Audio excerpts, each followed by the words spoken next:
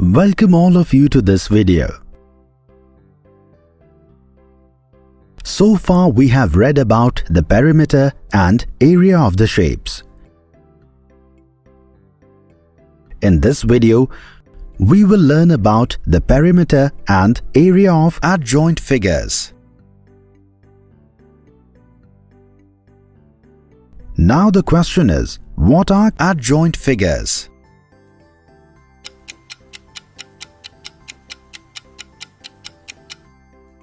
If we pay attention to the word adjoint, we know that this means by connecting or joining.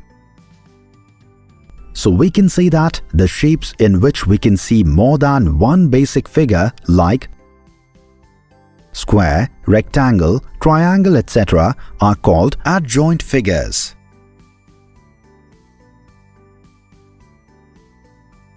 Sohan wants to build a 20-meter diameter circular cricket ground. He wants to make a pitch inside the ground whose dimensions are 4.5 meters long and 3 meters wide. Sohan has to leave the pitch and plant grass all over the field, for which he wants to know how much area will require grass. So can you tell how much area will be covered by grass?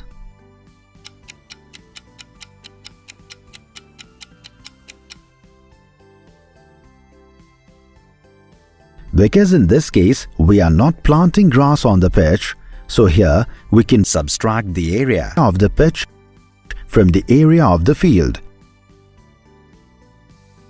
Therefore, to find the area covered by grass, we will subtract the pitch area from the total area of the field.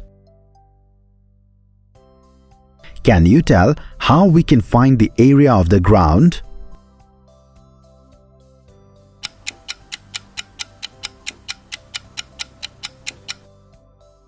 Since the field is circular, and we know that the area of the circle is pi times the square of radius.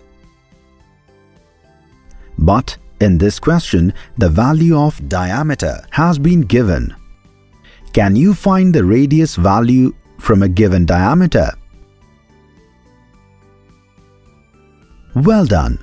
The radius is equal to half of the diameter. Therefore, the radius here will be 10 meters.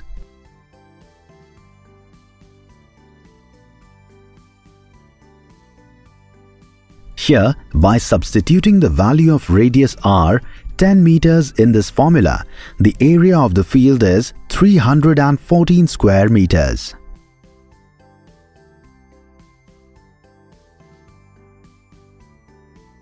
Now let's figure out the area of the pitch. Since the pitch is rectangular, the area of the pitch will be length times the width.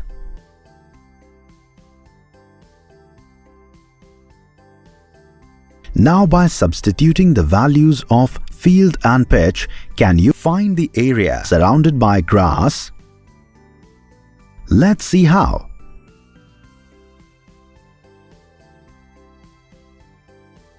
Grass has to be planted in an area of 300.5 square meter.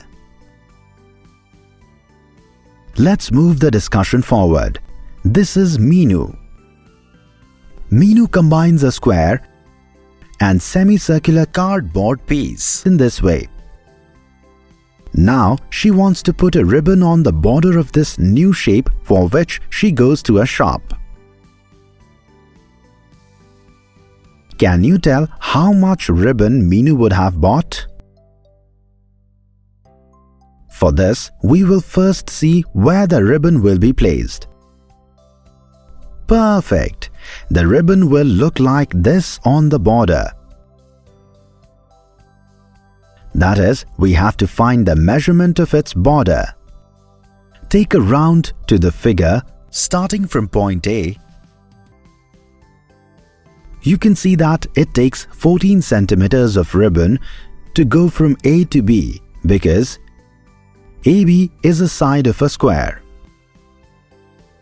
Can you tell how much ribbon will be on the semicircular part? Perfect.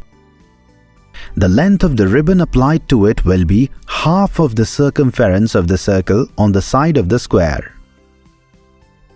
Can you tell what will be the radius of the circle formed on this side of the square?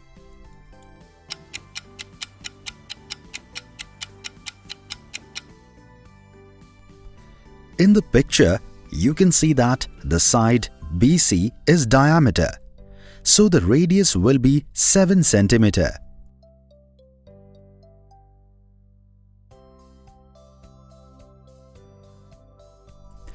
With the help of this calculation, we find the length of the ribbon mounted on the semicircle BC.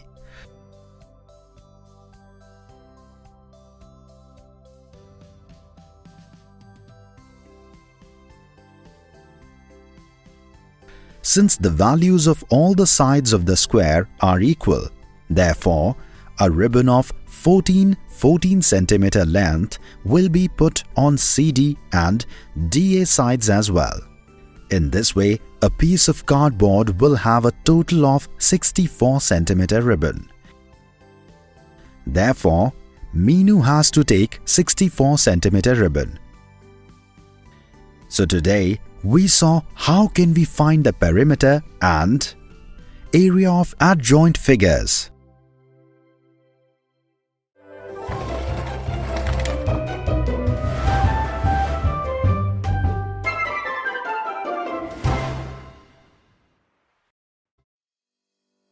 Welcome all of you to this video. In the previous video, we learned how to find the perimeter and area of adjoint figures. Today we will see examples based on these. This is Mohini. She wants to make a rangoli of the figure with the help of squares and triangles.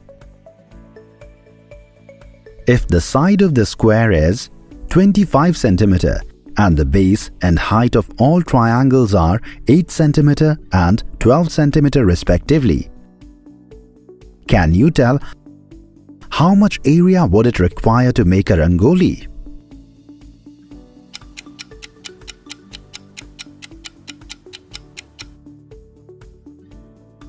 As you can see, this rangoli is made of a combination of a square and 4 triangles.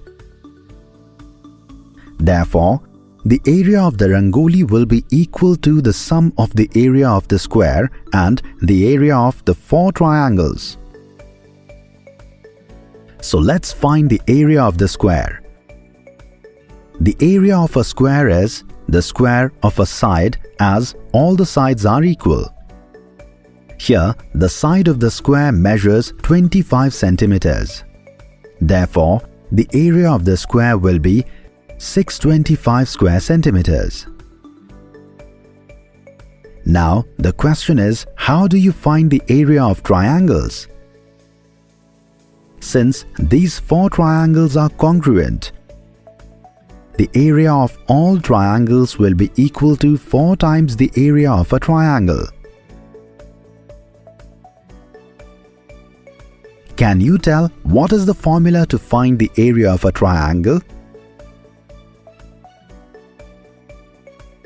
Substituting 8 cm and 12 cm, the value of base and height respectively. Thus, the area of a triangle is 48 square centimeters. Now, can you tell the value of the area of all the triangles?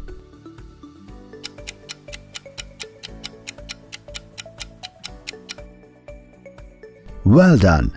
The value of the area of all the triangles is 192 square centimeters.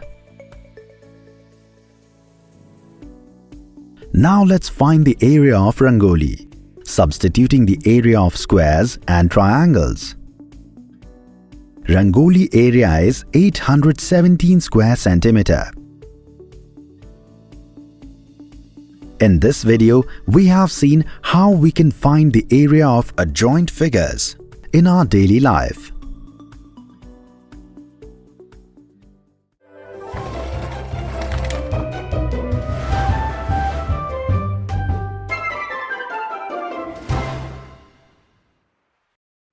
Welcome all of you to this video.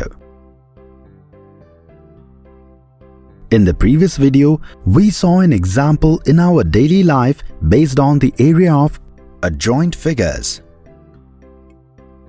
Today we will see example based on the area of adjoining shapes. The visible figure has a rectangle and a semicircle. The length of the rectangle equals 280 mm and width equals 18 cm. As you can see, there are two units, mm and centimeter, used here. So let's convert them into centimeters. Can you convert 280 mm into centimeter with the help of this scale?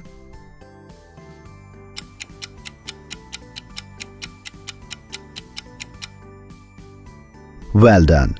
It will be 28 cm. Thus, the length of the rectangle will be 28 cm and the width will be 18 cm. The diameter of the semicircle is equal to the length of the rectangle. As we know, the opposite sides are equal in the rectangle. We can see that the yellow shape will look like something like this. Name the vertices A, B, C and D. The perimeter of the visible figure will be the sum of the values of the sides AB, BC, CD and DA. We know the values of AB, BC and CD. But how do we find the circumference of a semicircle?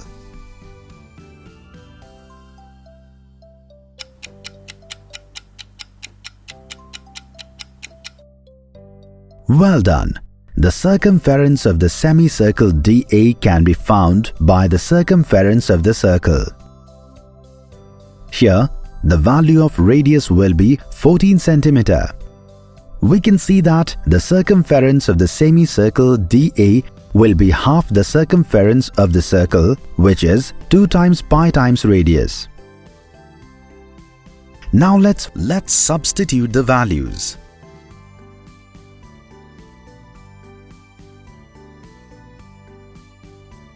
Now let's find the perimeter.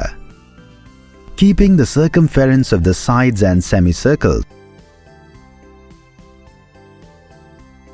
Therefore, the value of the perimeter of yellow figure is 108 cm.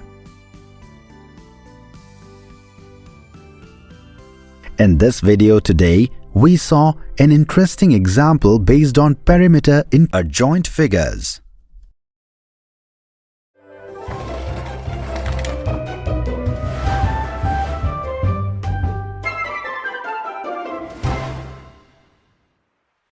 You are all welcome to this video.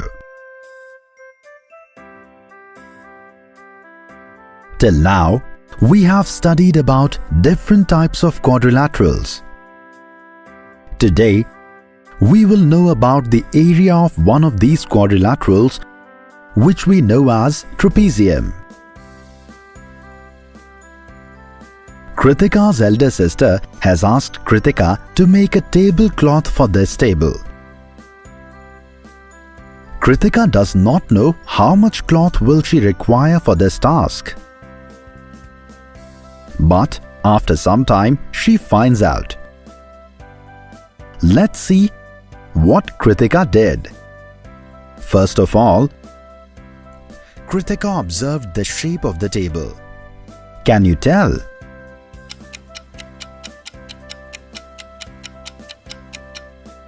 Well done. This is a trapezium. She knows that she has to find the area of the table to find out the measurements of the cloth required, for which Kritika names the 4 corners of the table as A, B, C and D in this way. Now, in a pair of parallel sides, Kritika draws a perpendicular from the shorter side to the longer side and marks all measurements. She sees a rectangle EFCD by drawing perpendiculars, and two right-angled triangles DEA and CFB. Kritika knows well how to find the area of rectangles and triangles. By adding these, she finds the area of the table, and a cloth of the same measurement is brought from the market to make tablecloth. But the thing to consider is, do we have to repeat the same activity to find the area of an object of a trapezium shape? No. Let us find the formula to find the area of a trapezium with the help of Kritika for this activity. For this, let's visit the calculations done by Kritika. Now we write this calculation as follows.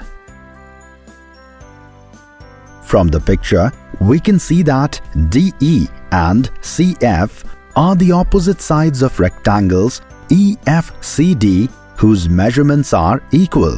So, we write CF as DE. Since DE is common, this equation can also be written as such. Now, to solve the equation further, we multiply and divide this part of the equation by 2, with the help of which this equation can also be written in this way.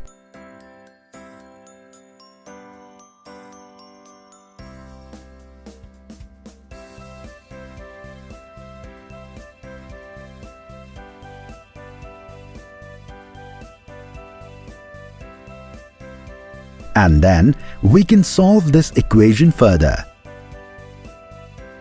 This gives us this result, where DE is the height of this trapezium and AB and CD are parallel sides. So we can say that the area of a trapezium is half of the product of its height and the sum of the parallel sides. In this way, today in this video, we learned to find the area of a trapezium. In the next video, we will see some examples based on this.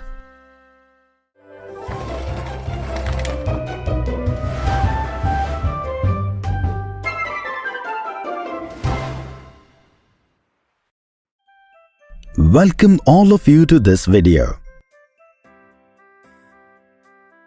In the previous video, we learned about the formula for finding the area of trapezium. Today in this video, we will see examples based on the area of trapezium. This is Amit. He wants to make a picture of a pot which has parallel sides in the ratio 3:1. If the area and height of the pot are 108 square centimeter and 9 centimeter respectively, can you find the measurement of the length of parallel sides? So let us make image of pot in this way. We have to find the parallel sides of trapezium. The parallel sides are in the ratio of 3:1. Suppose X is the highest common factor of the values of sides AB and CD. So we can say that the measurements of AB and CD are X and 3X respectively. The area of the pot is given as 108 square centimeters. Do you remember the formula for area of trapezium?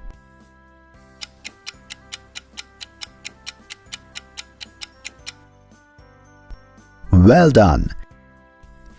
The area of trapezium is half the product of its height and sum of its parallel sides.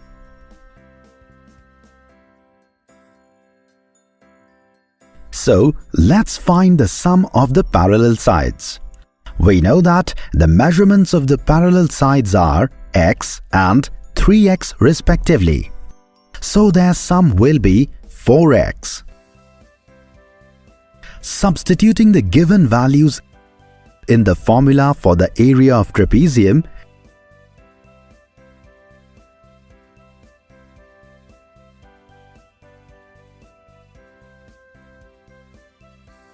gives the value of x as 6. Now, can you tell the value of parallel sides?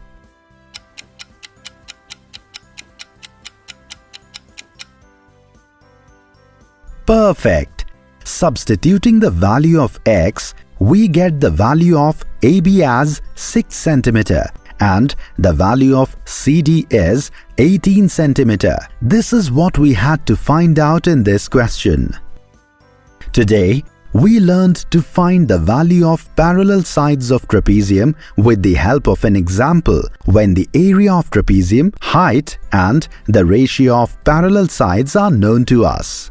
In the next video, we will see some misconceptions based on this.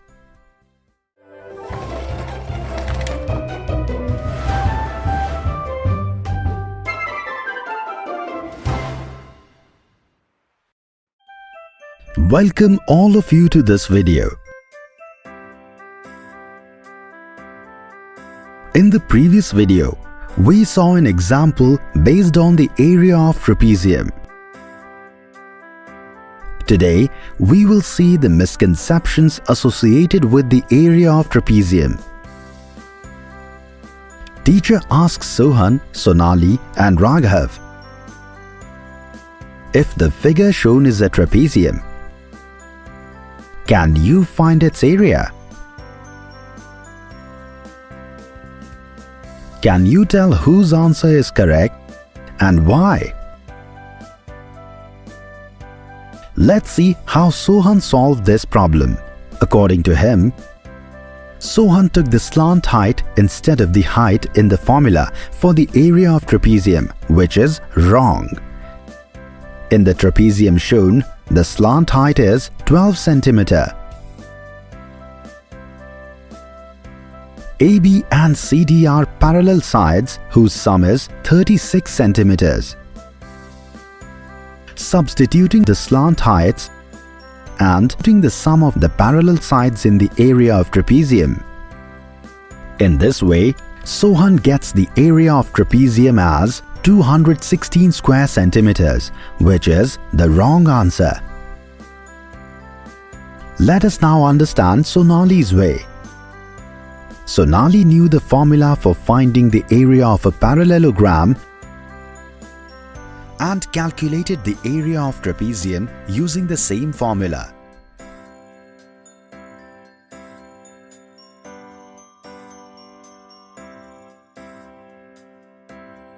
In this way, Sonali got the area of trapezium as 180 square centimeters, which is wrong answer. Let us now see the method of Raghav. Raghav used this formula to find the area of trapezium. Then find the values of the required parameters like height and sum of the parallel sides. And substituting in the area of trapezium, he gets the area as 162 square centimeter, which is the correct answer. So today we saw that while finding the area of a trapezium, what can often be false assumptions. Teachers can also test students' understanding in the same way.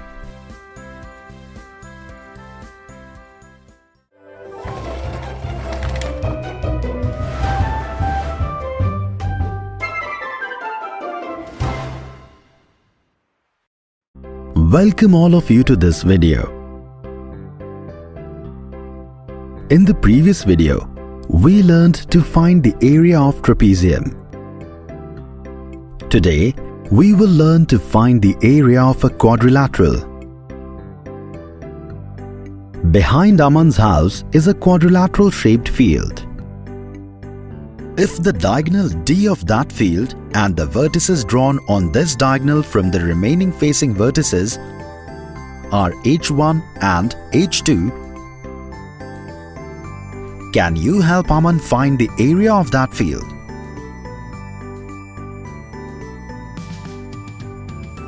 Pause the video to try yourself and then match your answer.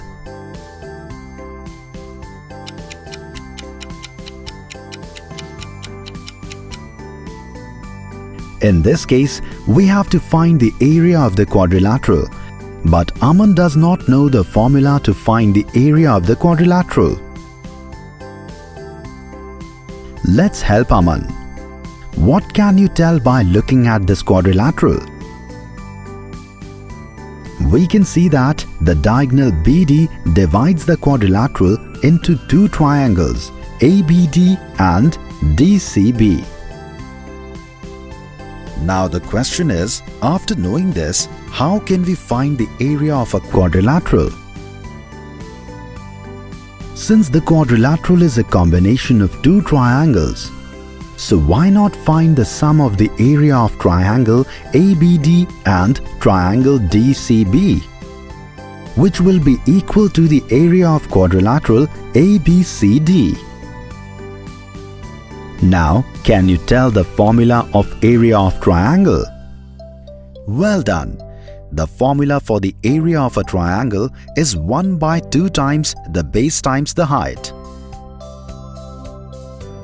If we look at the triangle ABD, we can say that the perpendicular AE is the height of the triangle and BD is the base of the triangle, with the help of which we can find the area of triangle ABD with the help of this formula. Similarly, we can also find the area of triangle BCD.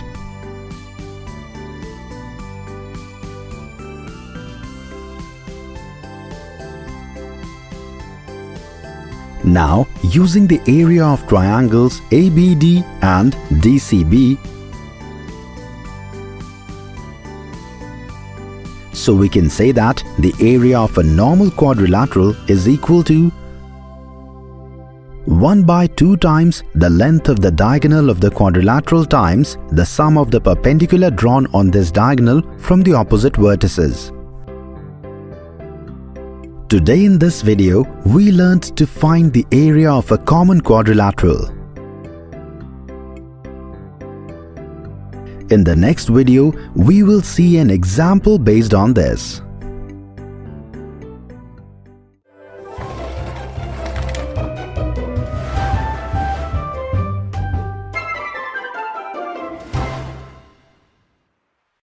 Welcome all of you to this video.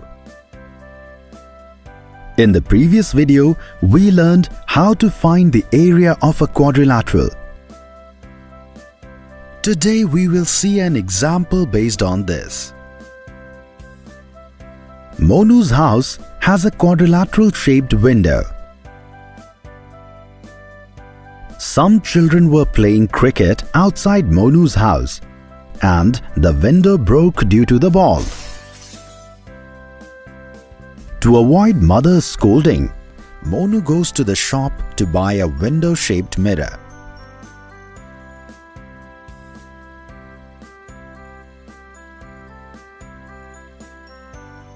If the internal diagonal of the window is 48 centimeters and the perpendiculars drawn on this diagonal from the opposite vertices are 22 centimeters and 28 centimeters, how much will it cost to make the glass?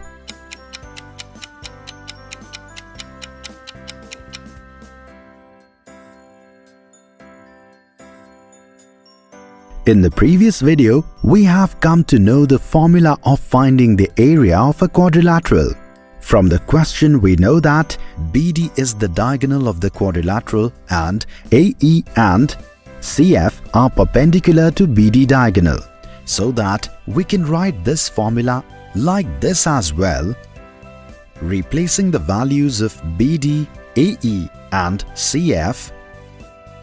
Solving further,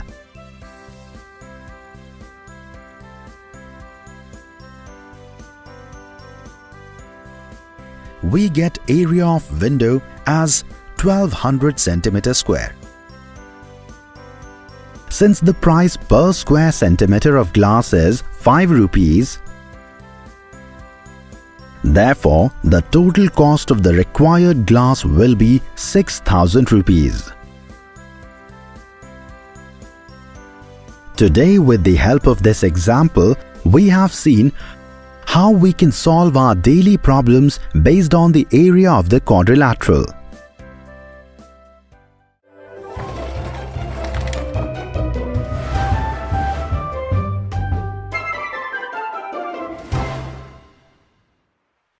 Welcome all of you to this video. In the previous video, we saw an example based on area of a common quadrilateral. Today in this video, we will see another interesting example based on the area of the common quadrilateral. Shantanu wants to make a quadrilateral birthday card for his friend, measurements of which are like this. If AD makes a right angle on BD, can you find the area of this quadrilateral?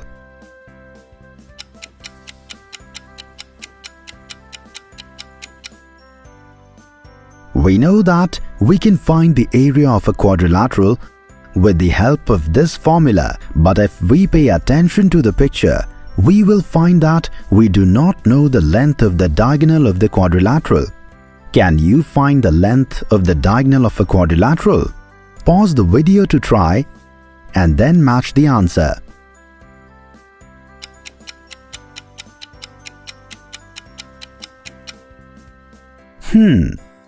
In this question, it is given that the side AD forms a right angle on diagonal BD. Hence, triangle ABD is a right-angled triangle in which the Pythagoras theorem can be used. By substituting the length of AB and AD as 12 cm and 37 cm and solving, we get the value of side BD as 35 cm, which is the diagonal of quadrilateral ABCD. Let us now find the area of quadrilateral ABCD. Now we know that BD is the diagonal of the quadrilateral and AD and CM are perpendicular on the diagonal from opposite vertices, with the help of which we find the area of this quadrilateral. Today we saw another example based on the area of a quadrilateral. Hopefully you have got a better understanding of this now.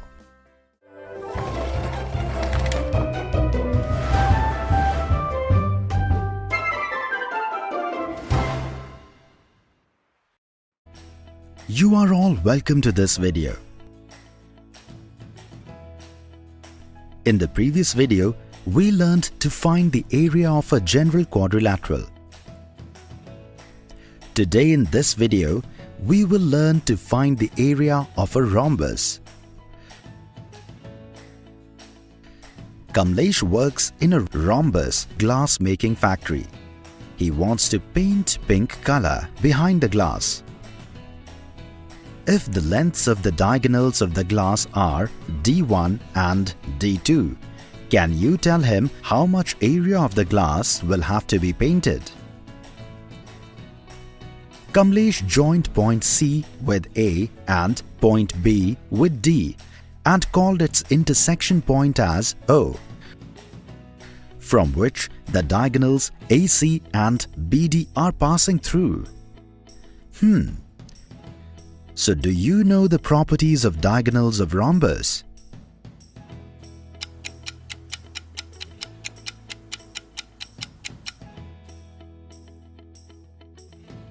Perfect.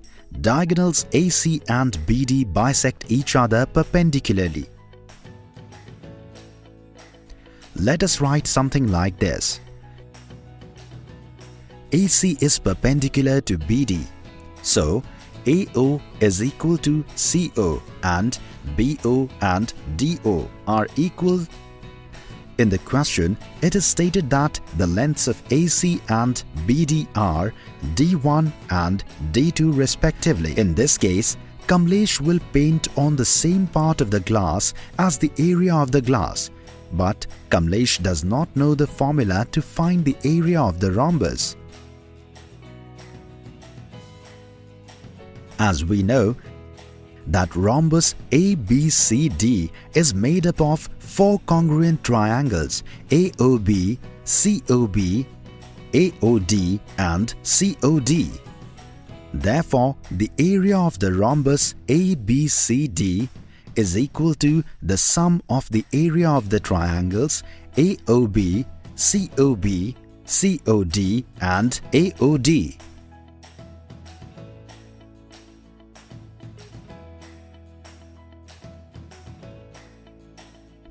Since these four triangles are congruent, the area of the triangles AOB, COB, COD and AOD will be equal. The area of the rhombus ABCD is the product of 4 and the area of triangle AOB. The formula of the area of a triangle is 1 by 2 times the base times the height. Let us now find the area of triangle AOB.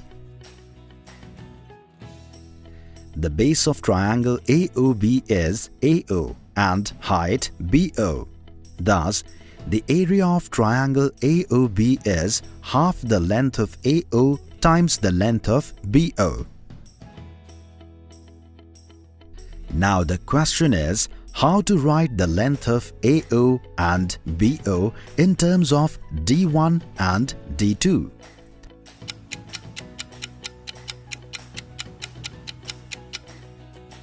As we know that AO and CO are of equal length and AO plus CO is diagonal AC, that is D1. Hence, the length of AO will be D1 over 2. Similarly, the length of BO will be half the length of BD, that is D2 over 2.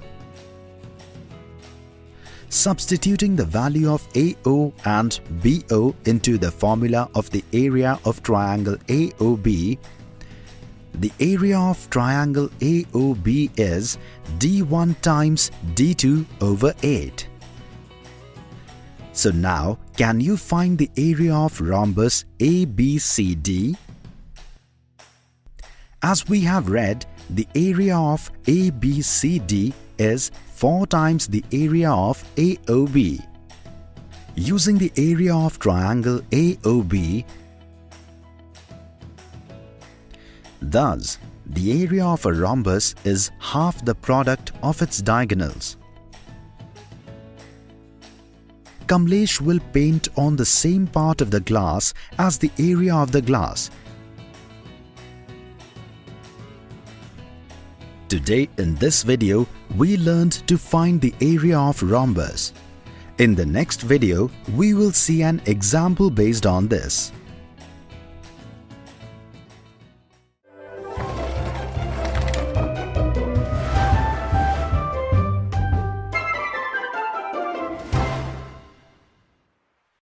Welcome all of you to this video.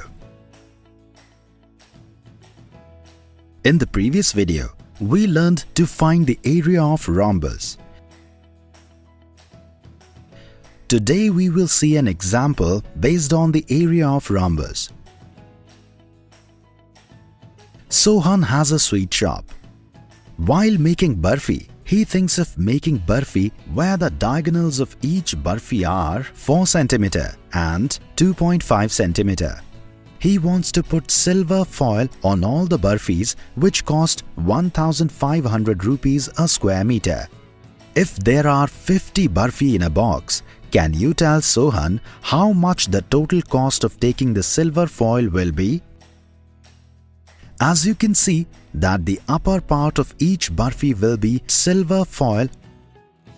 So, in this case, the area of the upper part of all barfi has to be found. Barfi is a rhombus, and we all have studied in the previous video that the area of a rhombus is half the product of the diagonals. The diagonals of each barfi are 4 cm and 2.5 cm. So let us find the area of a barfi, which is 1 by 2 times 4 cm times 2.5 cm. That is 5 square centimeters. Now, can you tell how to find the area of 50 barfi? Well done. The area of each barfi will have to be multiplied by the total number of barfi for the area of all barfi. As we know, there are a total of 50 barfi and the area of each barfi is 5 square centimeters. Therefore, the area of all barfi is 50 times 5 square centimeters, that is 250 square centimeters.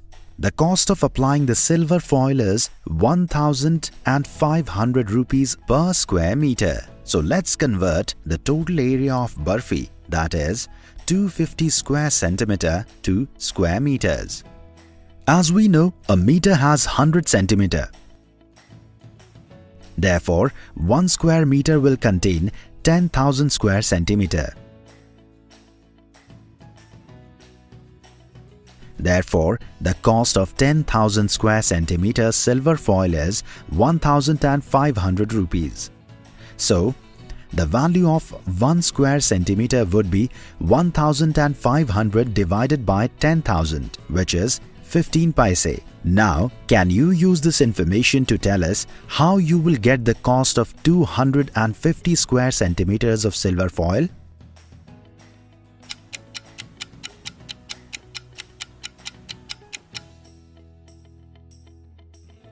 The cost of 250 square centimeter silver foil will be 15 paise by 250, which is 37 rupees 50 paise. Therefore, the cost of buying the silver foil for all the barfi is 37 rupees 50 paise. Today in this video, we understood the example based on the area of rhombus.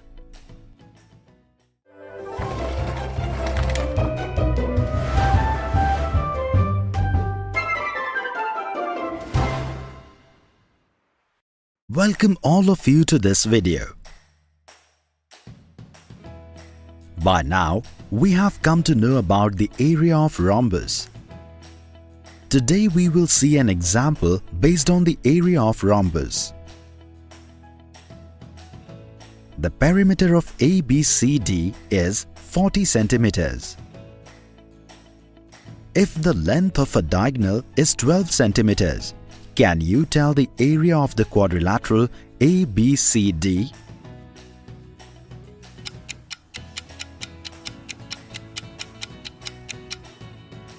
But in this question, length of only one diagonal AC is given. Now the question is how to find the length of the second diagonal BD. In this case, you can take help of the properties of diagonals of rhombus.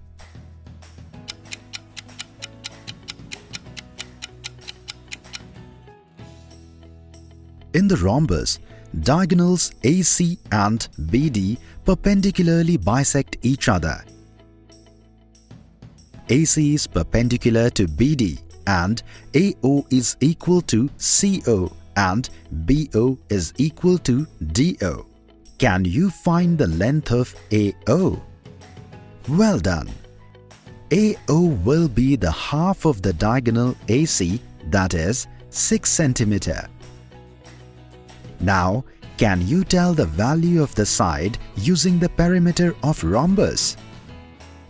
Since all the sides of the rhombus are of equal measure, the measure of the side of rhombus will be equal to 1/4 of the perimeter of the rhombus, which is 10 centimeters. To find area, the value of diagonal BD is required. But how will this happen? BD is double of BO, So, if we somehow find the value of BO, we can find the value of BD. Now, can you tell how to find the value of BO? As we can see that the lengths of AO and AB in triangle AOB are known, and the value of angle AOB is 90 degrees. Hence, Pythagoras' theorem can be used in triangle AOB. Solve the equation by substituting the values of AO and AB.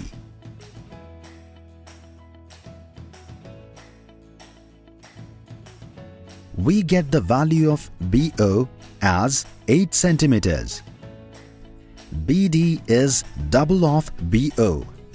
When the value of OB is 8 centimeter, the length of the diagonal BD is 16 centimeters. Let us now find the area of rhombus. As we have read that the area of rhombus is half the product of the length of the diagonals.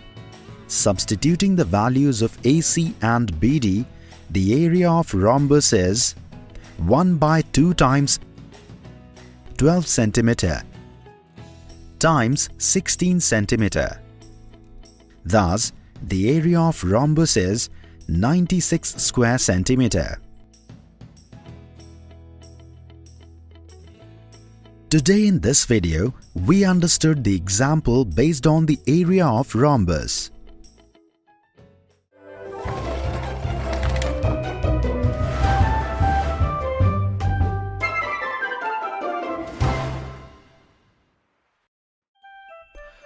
You are all welcome in this video.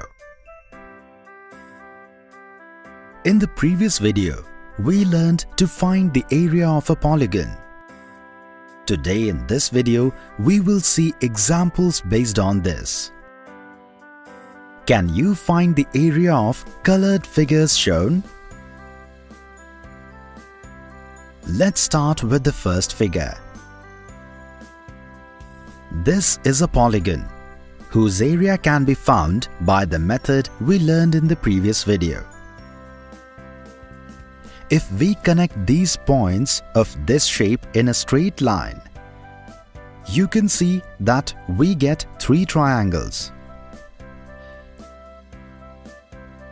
which we can classify as triangle 1, triangle 2, triangle 3. Can you tell the formula for the area of a triangle? Well done. The formula for the area of a triangle is 1 by 2 times the base times the height. Do we know the height and base measurement of triangle 1? From the information given in the question, we know that the distance between 2 points is 1 inch, from which we can say that the height of triangle 1 is 1 inch and length of base is 2 inches. So with the help of which we find the area of triangle 1, which is 1 square inch. Similarly, we find the height of the triangle 2 and 3 and the length of the base, and then their area can be determined.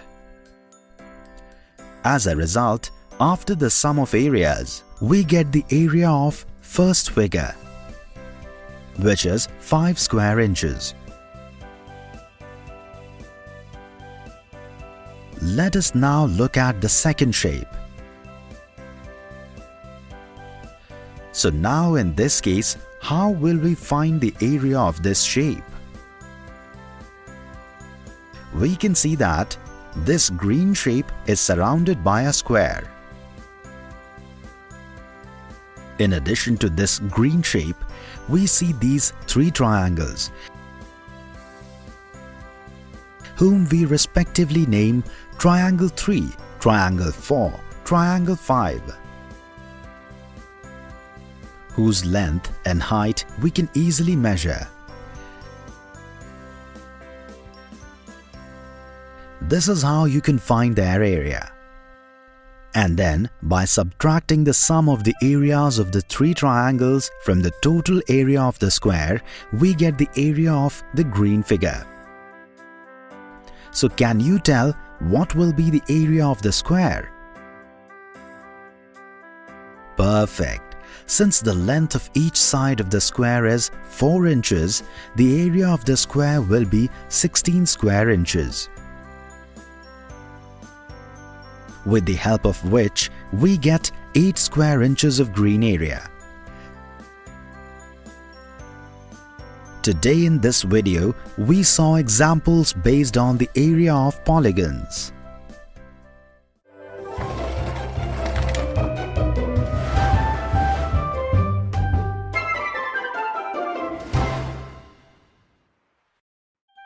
Welcome all of you to this video.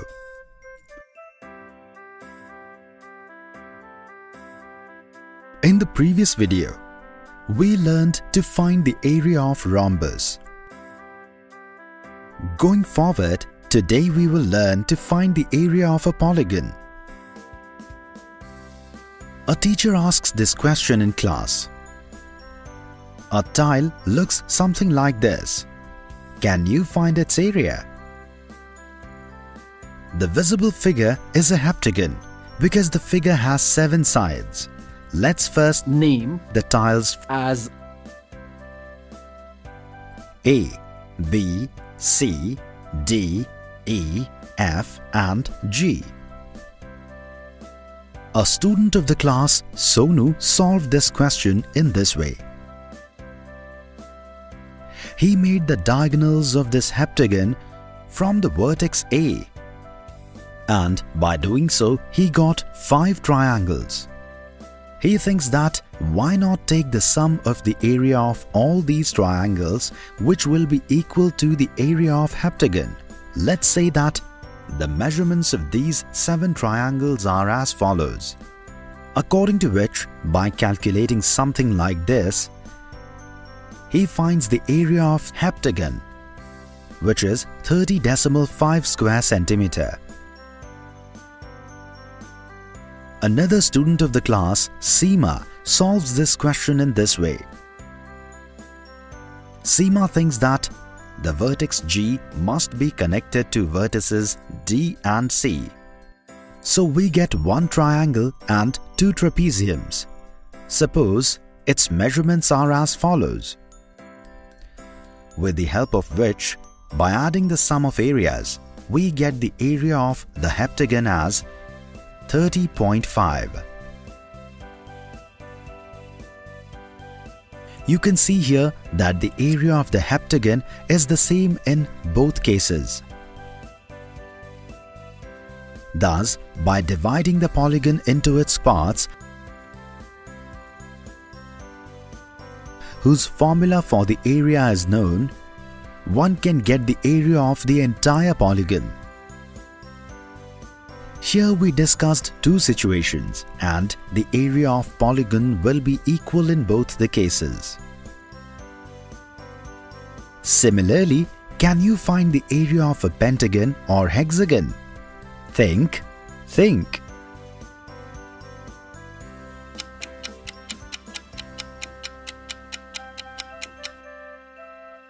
Perfect. The pentagon is thus divided into 3 triangles, or its area can be found by dividing it into a triangle and a quadrilateral. And the hexagon is thus divided into 4 triangles, or one can find its area by dividing it into 2 triangles and a quadrilateral. You can also divide the hexagon in another position and find its area.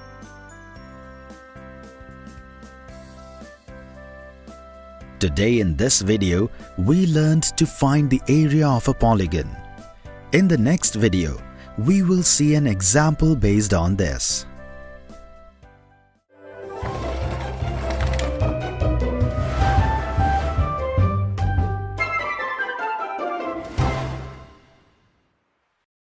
Hello friends, welcome to this video. In this video, we will study about the surface area of cuboid. Manas and Thomas have bought a gift for their teacher on the occasion of her birthday. Thomas, let's cover this gift box with colored paper and decorate it. Both Manas and Thomas have come to buy colored paper. Please give us colored paper to decorate this box. The cost of colored paper is 1 rupee per square centimeter. How much paper do you want? Manas, how are we going to find out how much paper we will need to decorate this box? Thomas, we can find the answer to this question through mathematics. It means it's math time!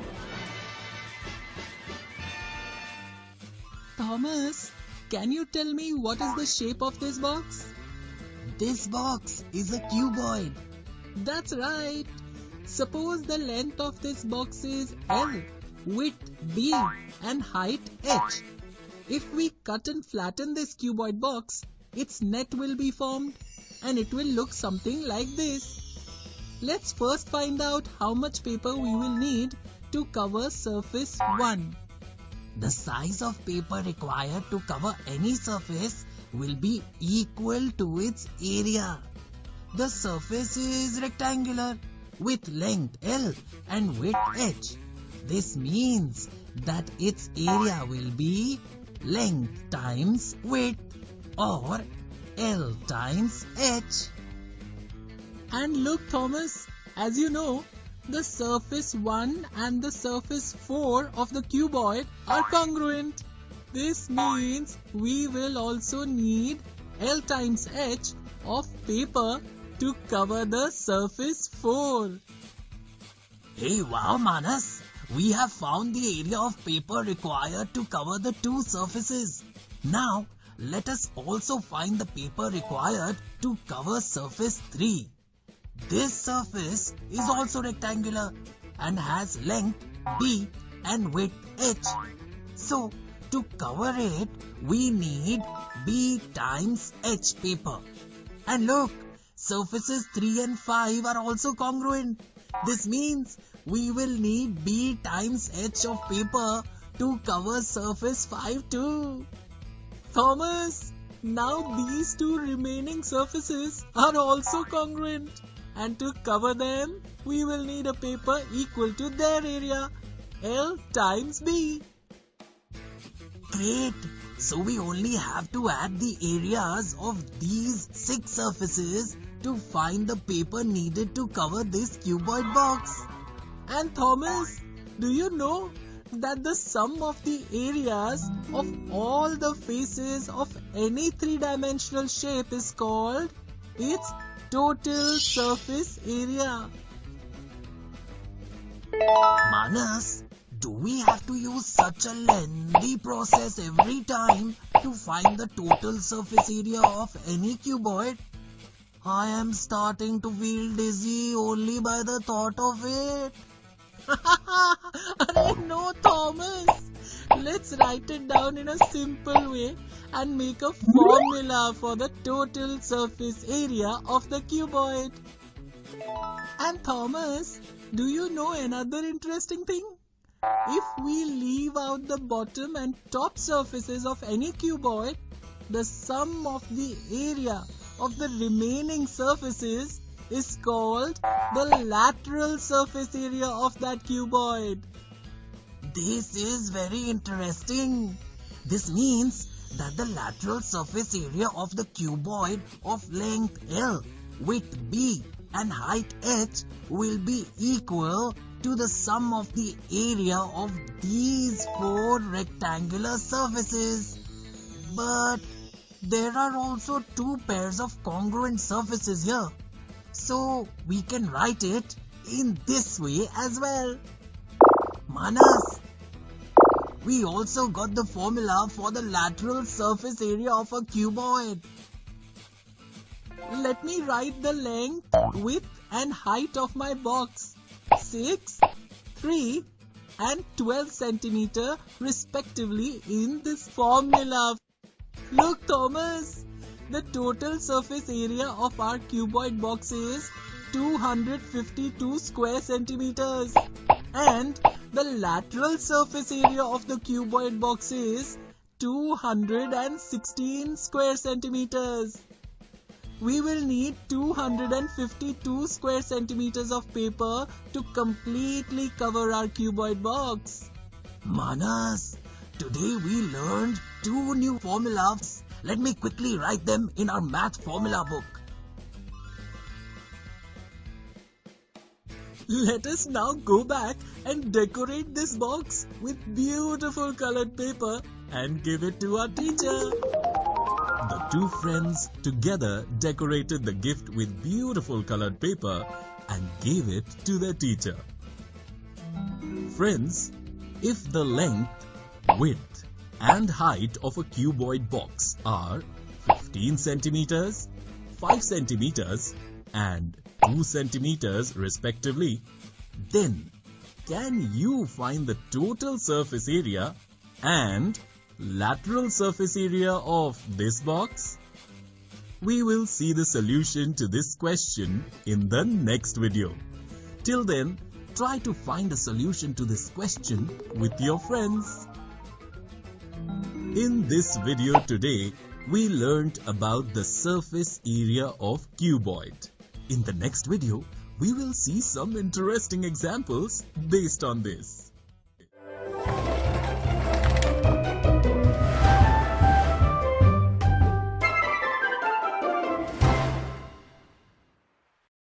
Hello friends, welcome to this video. In the previous video, we learned about the surface area of cuboid. Friends, did you find a solution to this question asked in the previous video? This is the formula for the total surface area of a cuboid where L, B and H are the length, width and height of the cuboid.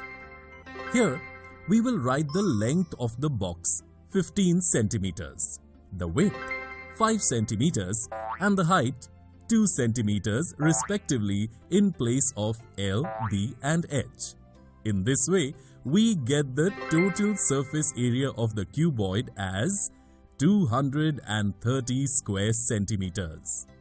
Now, in the same way, we will also write the length of the cuboid 15 centimeters, width 5 centimeters and height 2 centimeters respectively in place of L, B and H in the formula of lateral surface area of the cuboid. The lateral surface area of the cuboid is 80 square centimeters. Well done friends, your answer is absolutely correct. Now, in this video today, let us look at interesting examples based on the surface area of cuboid. Manas, what are you doing with this suitcase? Are you going on a holiday? No, Thomas. I want to sew the cover for this suitcase. But I'm not able to understand how much fabric I will need to cover these 4 surfaces of the suitcase. Manas, we can find the solution to your question through mathematics. Do you know what it means? Absolutely! That means it's math time! Manas, the suitcase is a cuboid and all you have to do is cover its vertical surfaces. Look closely. Tell me, what part of the suitcase do these vertical surfaces form? Oh yes! This is the lateral surface of this cuboid-shaped suitcase. Perfect! This means that the amount of fabric we need to cover these surfaces will be equal to the lateral surface area of this cuboid suitcase. So now can you find the answer to how much cloth will be required to cover the suitcase? Friends, if the length, width and height of the suitcase are 1.5 feet, 0.5 feet and 1 feet respectively, then can you find the lateral surface area of this cuboid shaped suitcase? If you want, you can find the solution by stopping the video. According to the formula written in the formula book, this is the formula for the lateral surface area of the cuboid, where L, B and H are the length, width and height of the cuboid respectively. The length, width and height of the suitcase are 1.5 feet, half feet and 1 feet respectively. Let me write these measurements here instead of L, B and H. Look, Thomas, I need 4 square feet of fabric to cover these surfaces of the suitcase. Well done. But it will cost you a lot of money to buy the cloth. Do you know that the tailor sells 1 square feet cloth for 40 rupees? 40 rupees for a square feet of cloth, and I need 4 square feet of cloth for the cover of the suitcase. That means I would need a total of 40 times 4, 160 rupees. Mother has given me 200 rupees, so I will be able to buy this cloth. Let's now quickly return to our world and buy the cloth to cover your suitcase. The two friends bought 4 square feet of cloth from the tailor and got a beautiful cover stitched for Manas's suitcase. With this example, we have seen how our daily life problems can be solved using the concept of surface area of the cuboid. In the next video, we will see some more fun examples related to this.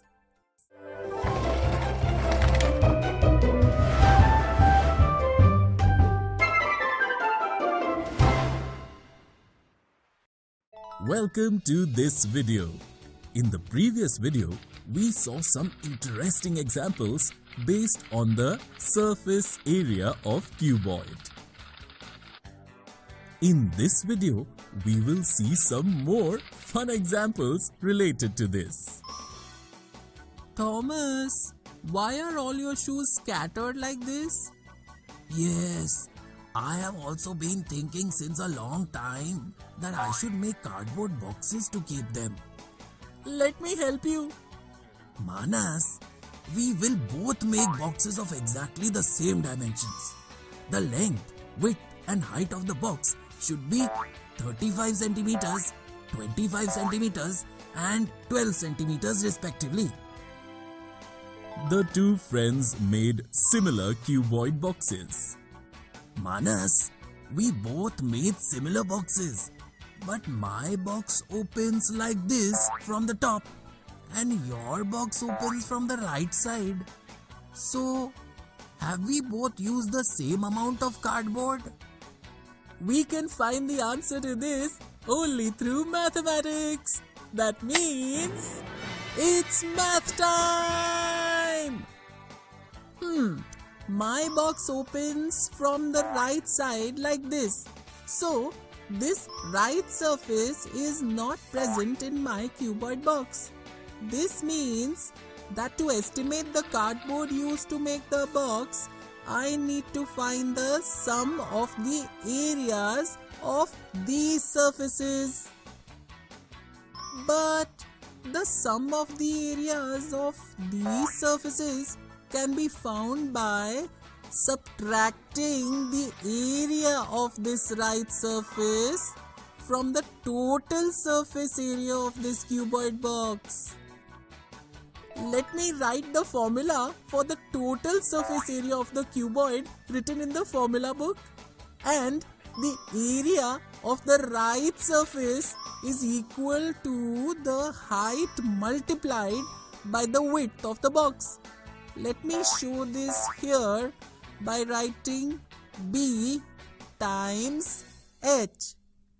Now, I just have to solve this by writing the length of my box 35 centimeters, width 25 centimeters and height 12 centimeters respectively in place of L, B and H. Let me solve it quickly. Oh, 2890 square centimeters of cardboard has been used in my box. Let us see how Captain Thomas found the amount of cardboard used in his cuboid box. My box opens like this from the top. So this top surface is not present in my box.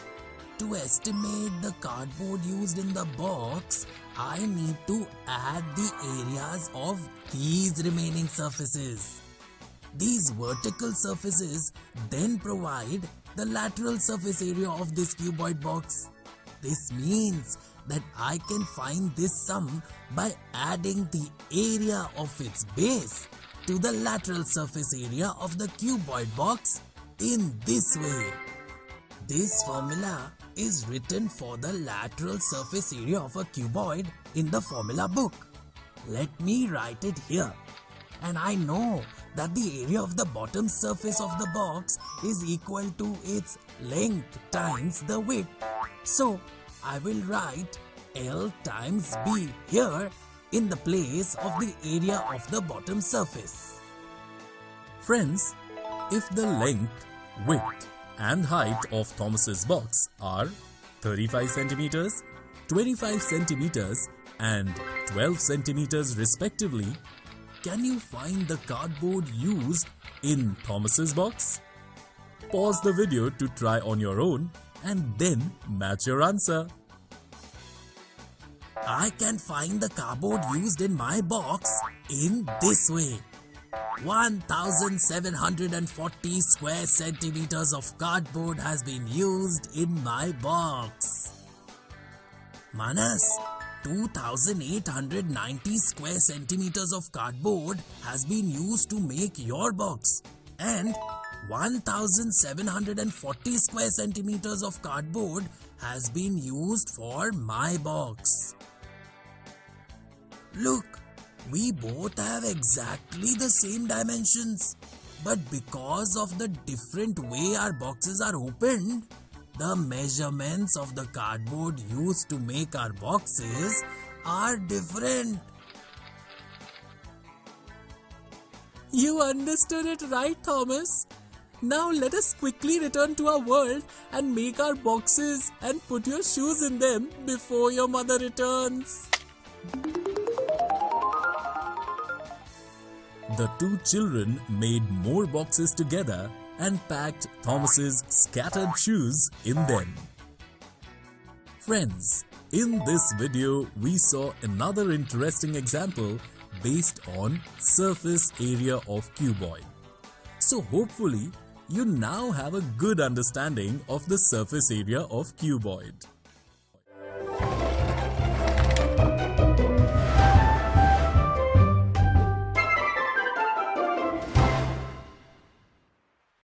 Hello friends, you are all welcome to this video.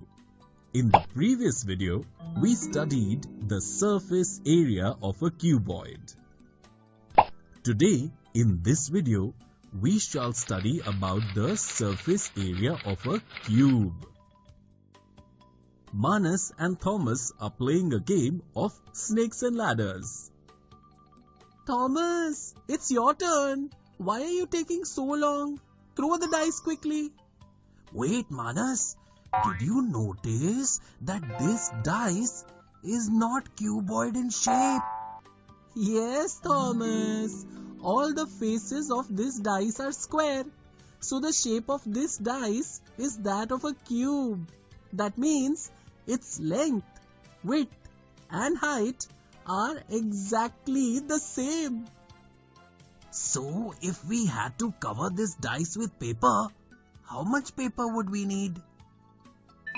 This is a math question. That means it's math time! Suppose the length of each side of this dice is 1. If we open this cube-shaped dice and flatten it, its shape of a net will be formed and it will look something like this. Can you tell me what will be the area of each side of the dice? Each side of a cube-shaped dice is square in shape. Therefore, its area will be L times L, or L squared. Hey, wow! So if we add the areas of all these faces, then we will know how much paper will be required to cover it completely.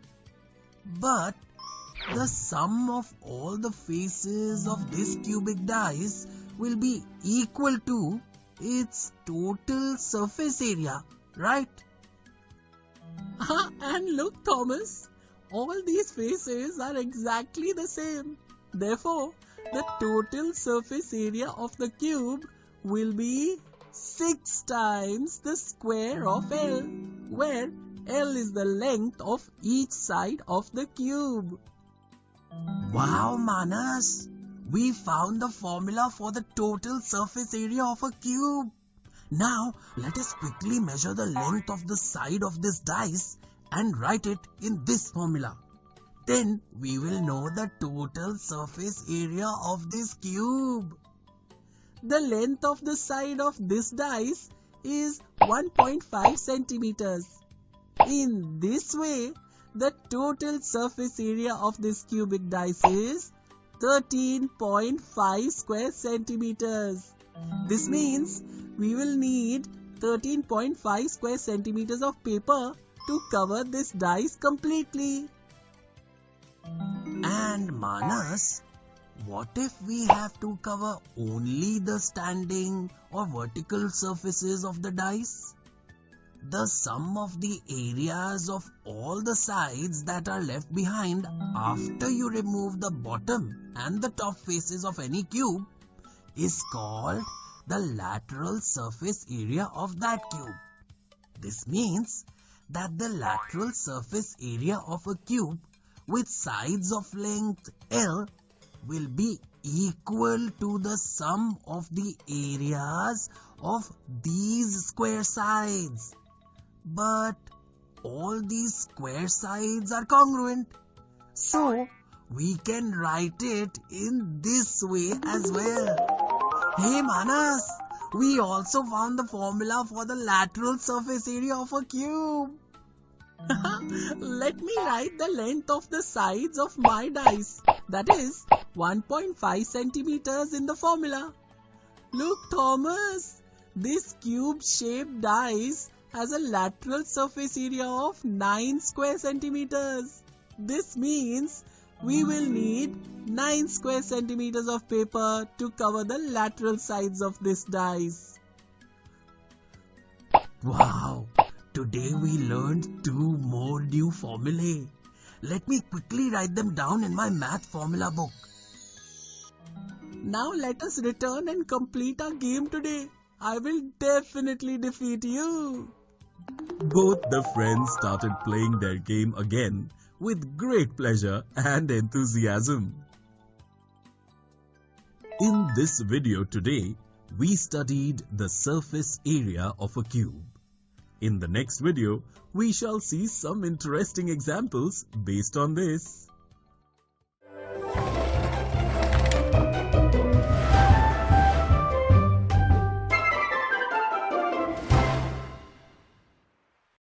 Hello friends, we welcome you all to this video.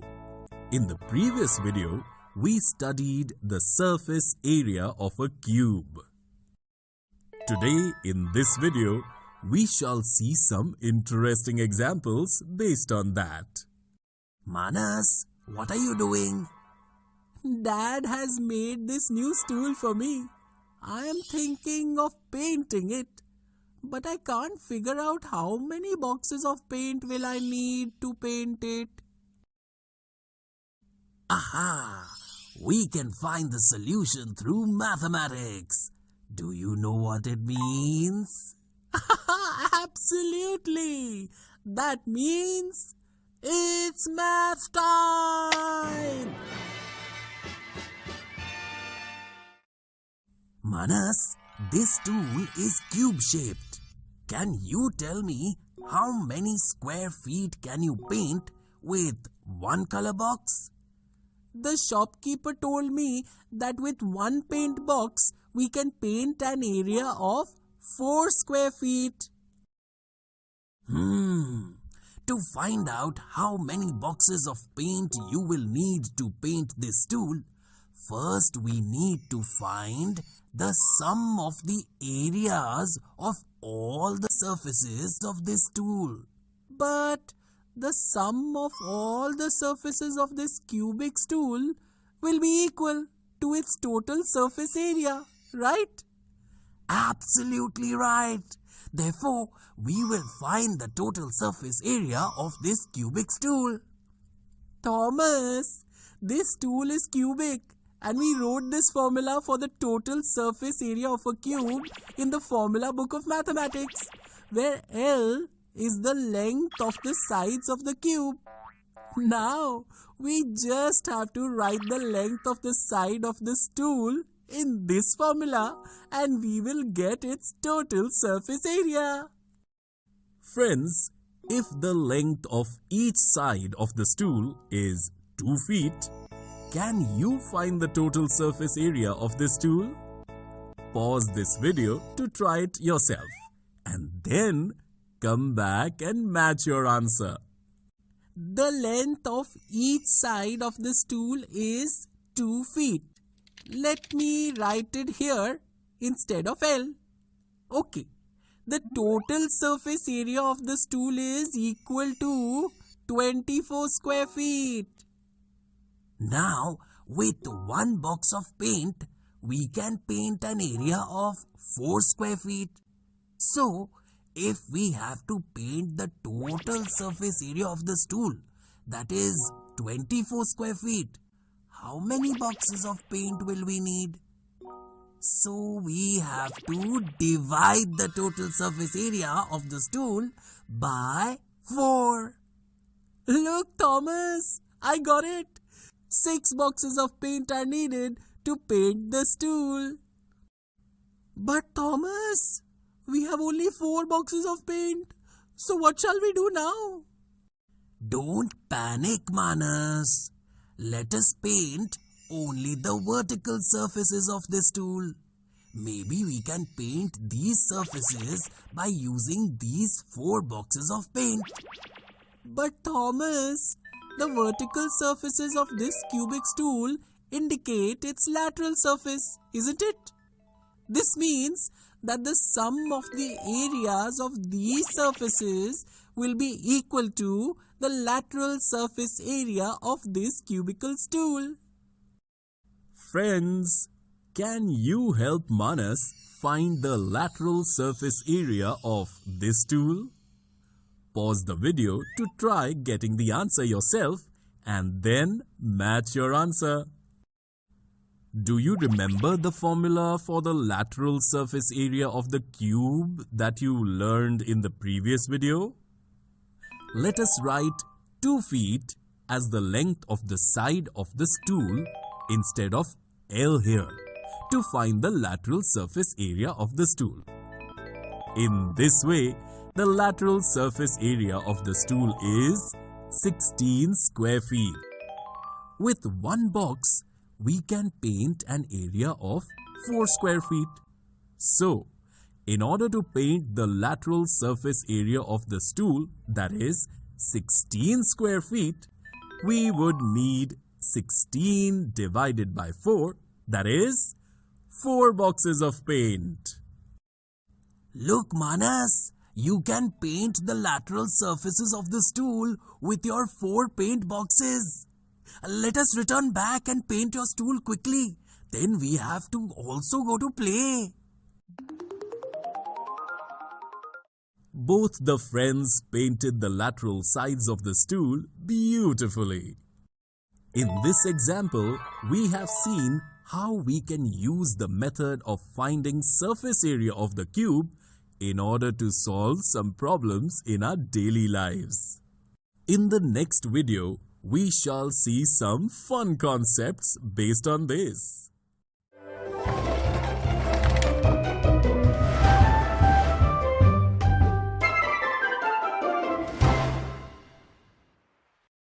You are all welcome to this video. In the previous video, we solved an example based on the surface area of the cube. Today, in this video, we will see some fun concepts based on it. Thomas, you have decorated this box with such beautiful paper. Yes, I first found the lateral surface area of this cubic box and then I cut the paper of that area and decorated the box. Friends, if the length of the side of Thomas's box is 12 centimeters, can you find the lateral surface area of this box? You may pause the video to try it yourself and then match your answer. Oh wow guys, your answer is absolutely correct. The lateral surface area of Thomas's cubic box is 4 times the square of the length, 4 times the square of 12, meaning 576 square centimeters. Thomas, do you know that instead of covering the specific sides of the box, we can also decorate it by changing the orientation of the box and use the same paper. And we won't even need more paper. How is that possible? Let me explain this to you through mathematics. It's math time! Look, Thomas, right now the orientation of your box is like this. If I rotate it like this, the orientation of your box has changed. Don't you agree? Yes. Now, can you find the lateral surface area of this cubic box? Yes, of course. All these faces are square and also congruent. This means that even in this orientation, the lateral surface area of the box will be 4L square, where L is the length of the sides of the box. And the sides of the box are 12 centimeters in length. This means that even in this orientation of the box, its lateral surface area will still be exactly 576 square centimeters. Now do you believe me, Thomas? Yes, Manas. Now I get your point that the lateral surface area of the cube remains exactly the same even if its orientation changes. Better late than never. Now let us return to our world. In order to explain it better to him, Thomas decided to gift that box to Manas. Friends, in this video, we saw a fun concept based on the surface area of a cube. So hopefully you will have a good understanding about the surface area of a cube.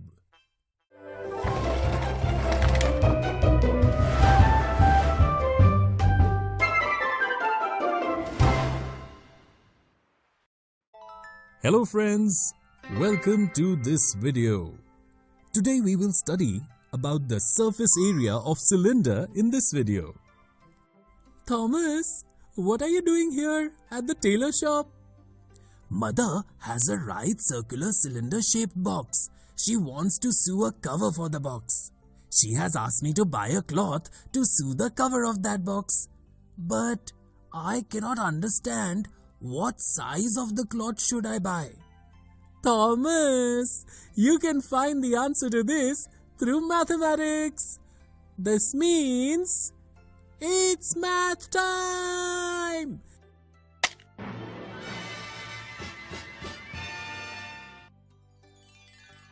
Thomas, To find the size of the cloth needed to completely cover your box, you need to find the sum of the areas of all the faces of this cylindrical box.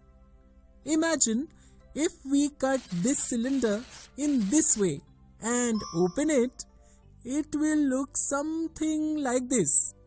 As you can see, the radius of the circular base is R, the length of the rectangle is L, and breadth is H.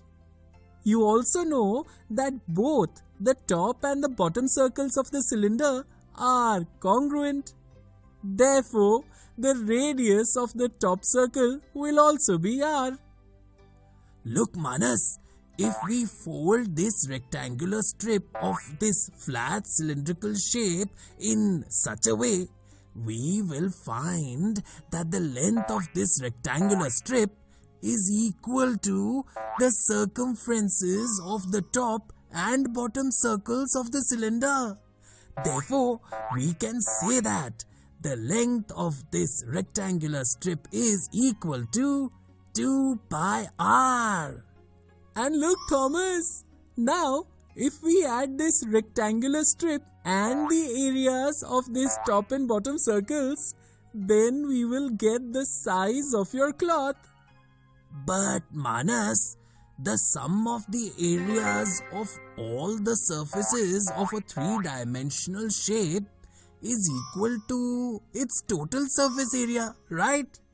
Therefore, we can say that the total surface area of our cylindrical object will be equal to the sum of the areas of all these surfaces. Yes, you were absolutely right, Thomas.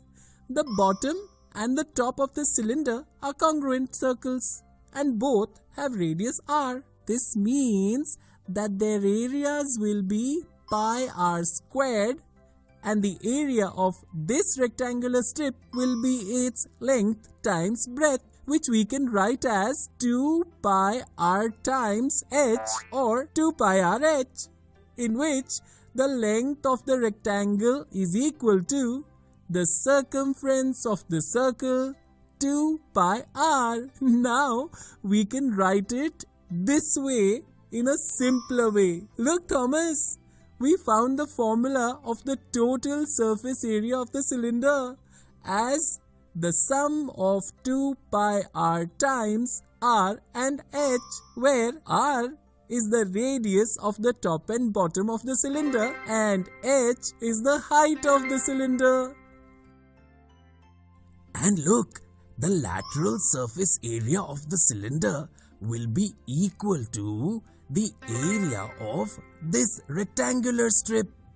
And because this surface of the cylinder is curved, we can also call it the curved surface area of the cylinder.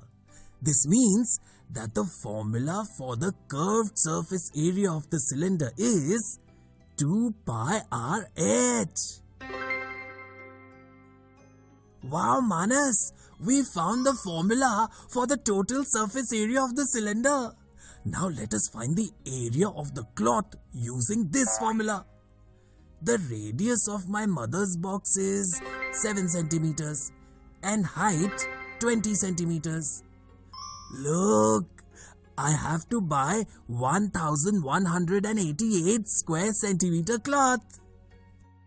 Yes, Thomas. Well, if you buy a rectangular cloth of 12 centimeters width, then quickly tell me the length of the cloth you will have to buy.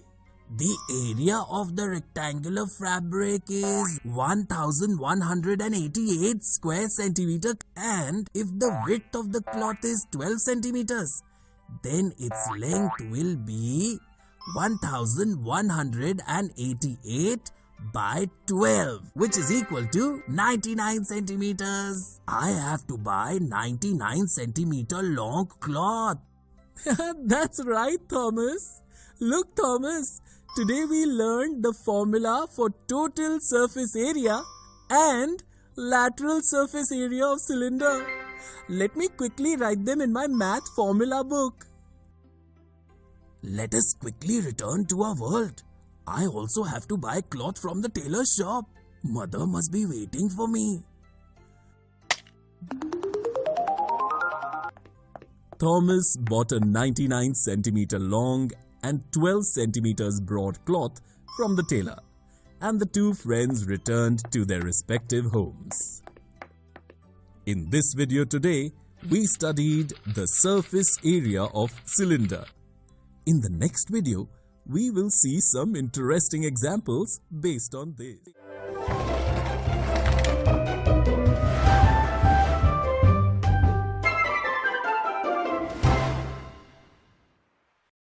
Hello friends, welcome to this video. We studied about the surface area of cylinder in the previous video. Today, in this video, we will see interesting examples based on this. Have you read the news of a plastic ban in newspapers these days? Yes, Thomas. I have been seeing since many days that people are still using straws made of plastic in the school canteen. Why don't we make paper straws together and give those straws to the school canteen? With this, we will also be able to help a little in controlling pollution. That is a very good suggestion. We should make 100 straws. But how much paper will we need to make these straws? This is a math question. Thomas, that means it's math time! It's math time!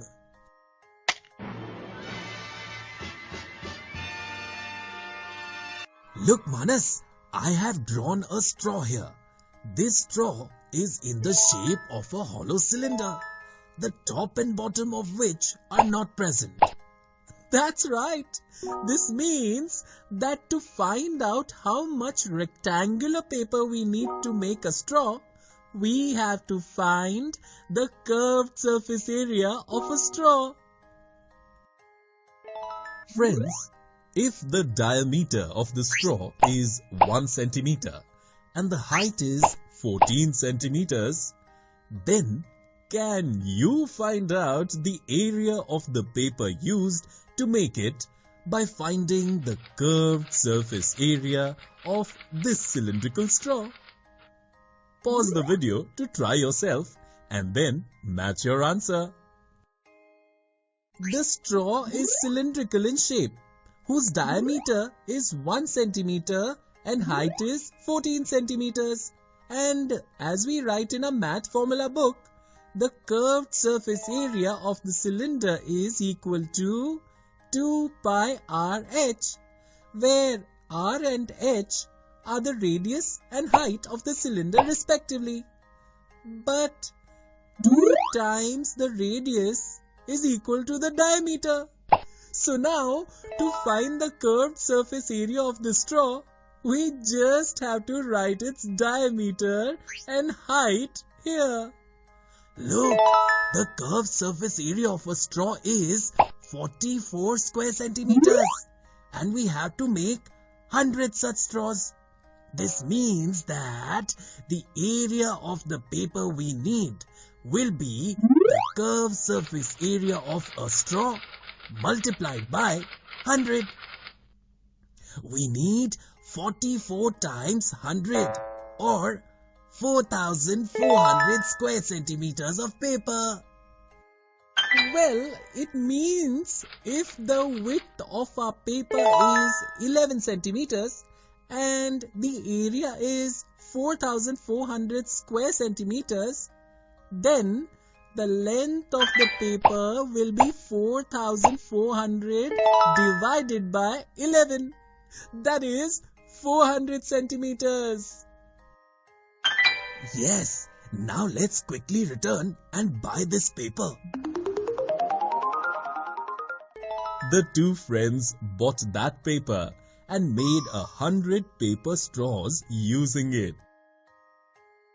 With this example, we have seen how our daily life problems can be solved based on the surface area of the cylinder.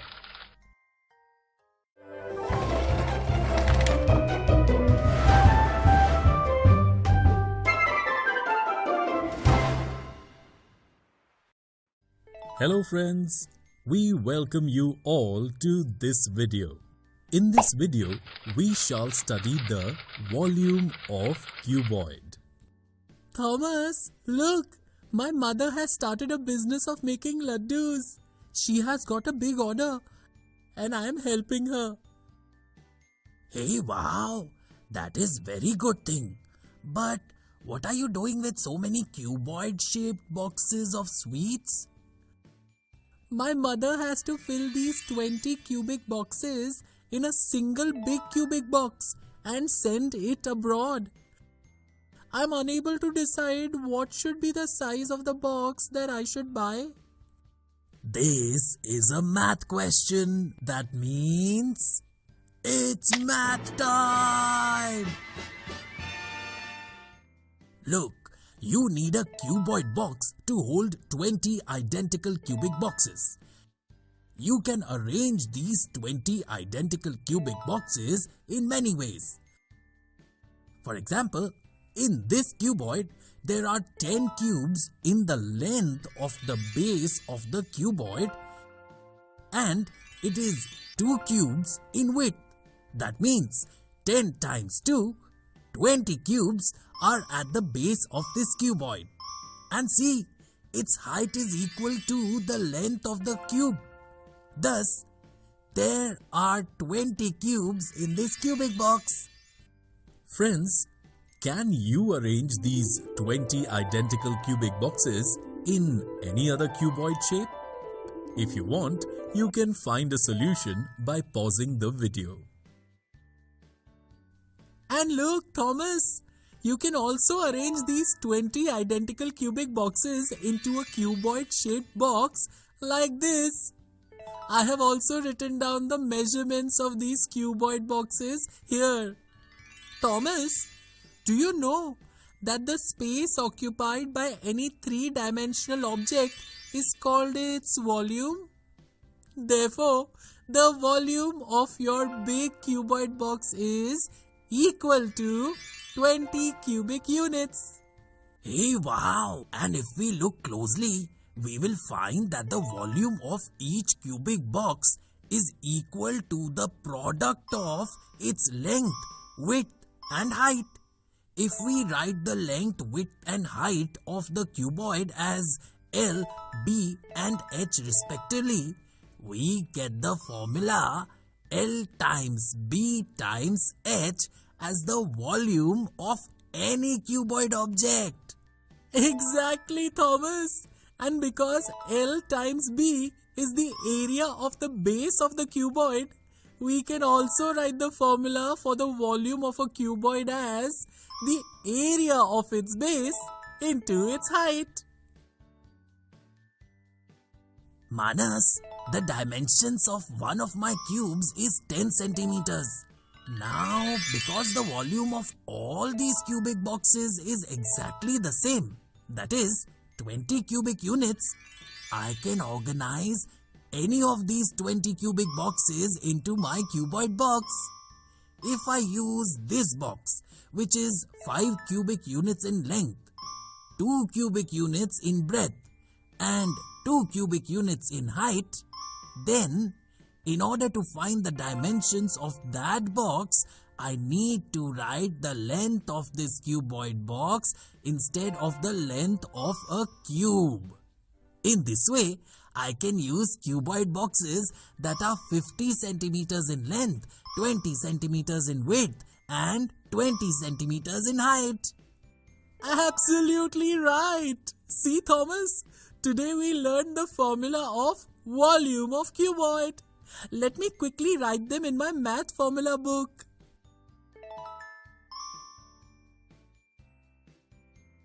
Let us quickly return to our world. I have to pack these boxes too. Thomas and Manas together packed all the boxes into that big cuboid box. In today's video, we studied the volume of cuboid. We learned 1. What is the volume of the cuboid? 2. How to find the volume of cuboid. In the next video, we will see some interesting examples based on this.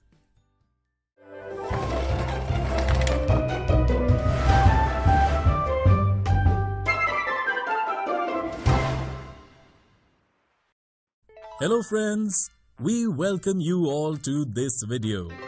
In the previous video, we studied about the volume of a cuboid. Today, in this video, we will see some interesting examples based on that. Thomas, do you know how important is air in life? Yes, Manas. Air is a very important component for the survival of all species because in the air we get oxygen. Thomas, there is air in this room too. Can we guess how much air is present in this room? Absolutely, Manas. We can find the answer through mathematics. Oh wow! That means it's math time! You already know that the space taken by any object is called its volume. Because air is present inside this entire room, we can say that the air in the room will be equal to the volume of this room. Look, Thomas, this room is in the shape of a cuboid. Do you remember the formula for finding the volume of a cuboid? Of course, Manas. The volume of any cuboid is equal to the product of its length, width and height. The length, width and height of the room are 12 feet, 10 feet and 8 feet respectively. Friends, can you find the volume of this room? If you want, you can find the answer by stopping this video. As we have written in our mathematics formula book, the volume of a cuboid is equal to the product of its length, width and height. Now, I just write the length of the room 12 feet, width 10 feet and height 8 feet respectively in the places of L, B and H. Look, Manas, the volume of the room is 960 cubic feet. This means 960 cubic feet of air is present in this room. Thomas, if there is so much air present in only one room, then imagine how much air will be present in this entire vast universe. We might not even be able to count that much. Let us return to our world and go for a walk in the park in the open air. Both friends went for a walk in the park. With the help of this example, we have seen how some problems in our daily life can be solved based on knowing how to find the volume of a cuboid. In the next video, we will see some more interesting examples based on this.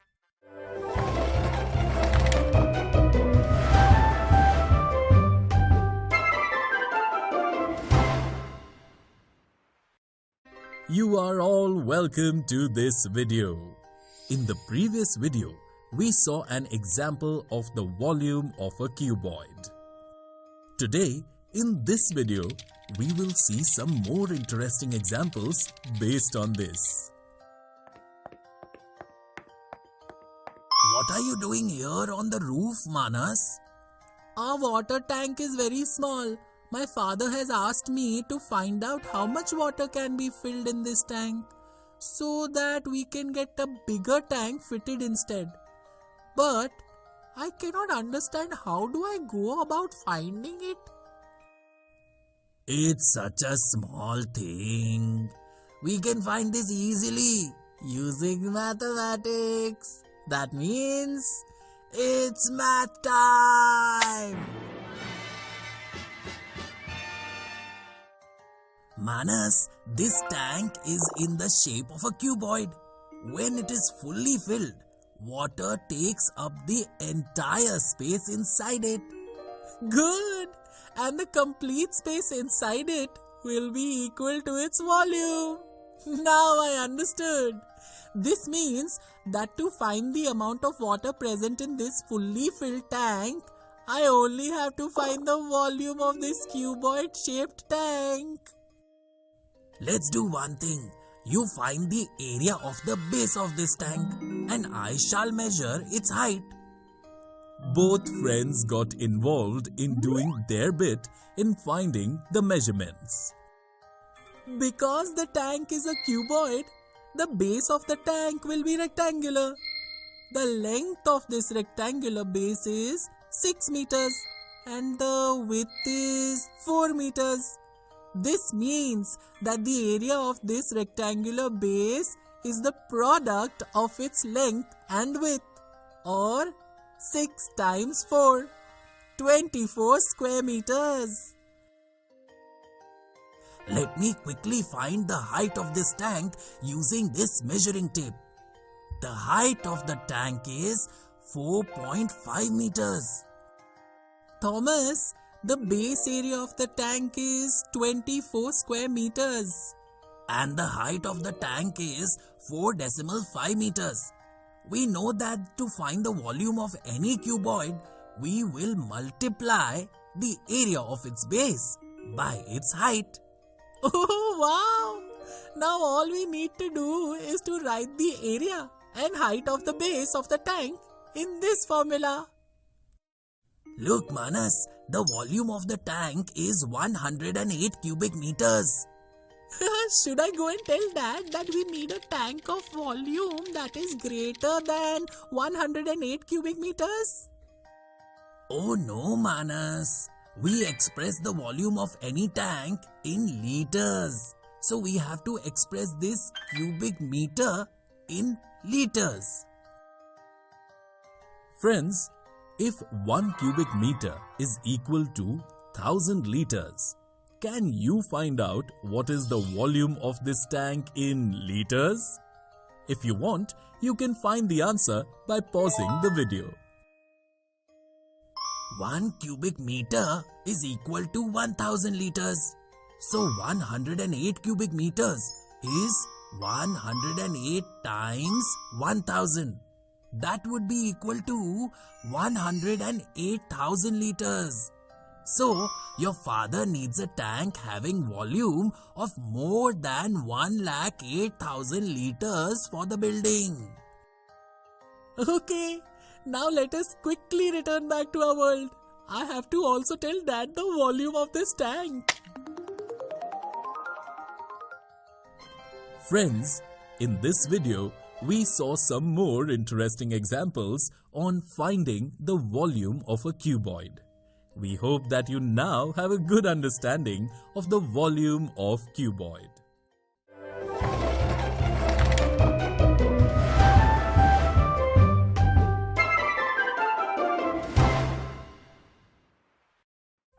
Hello friends, welcome to this video. Today, in this video, we will learn about the volume of the cube. Oh wow Manas, a new tank has been installed in your building. Yes, Thomas. And do you know that this tank is made with modern technology? That's a very good thing. But how much water is required to fill this new tank of yours? Is this enough for your building now? Oh, I forgot to ask my father. Now how can we find this, Thomas? We can find the answer to this through mathematics. Oh wow! That means it's math time!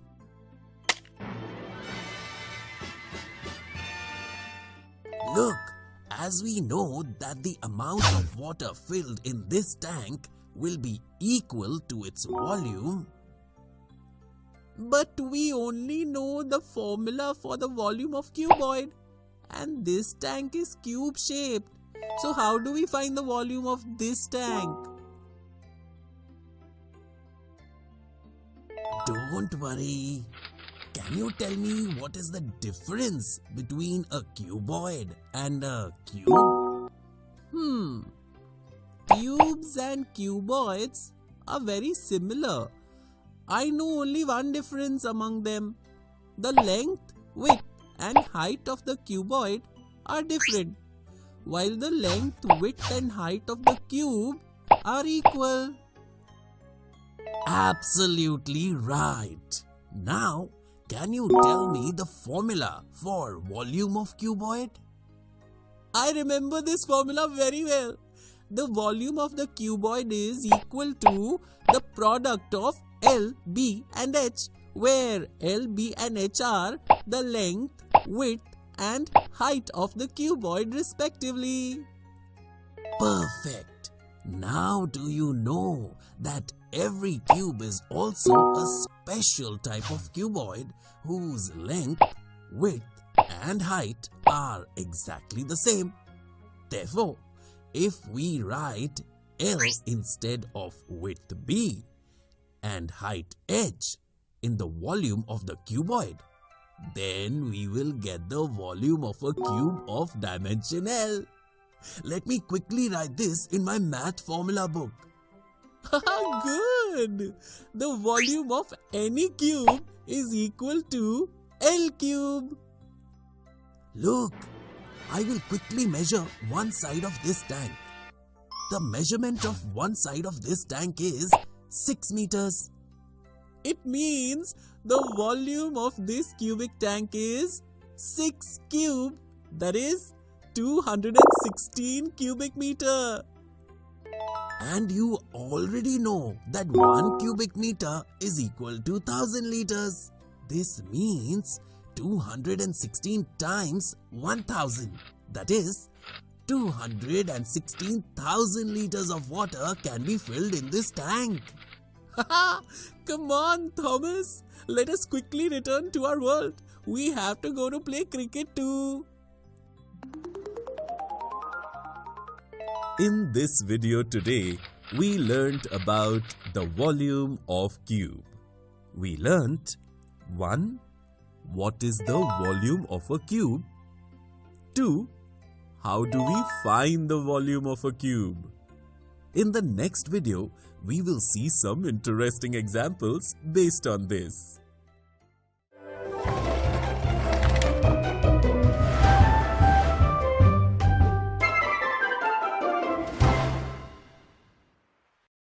Hello friends, welcome to this video.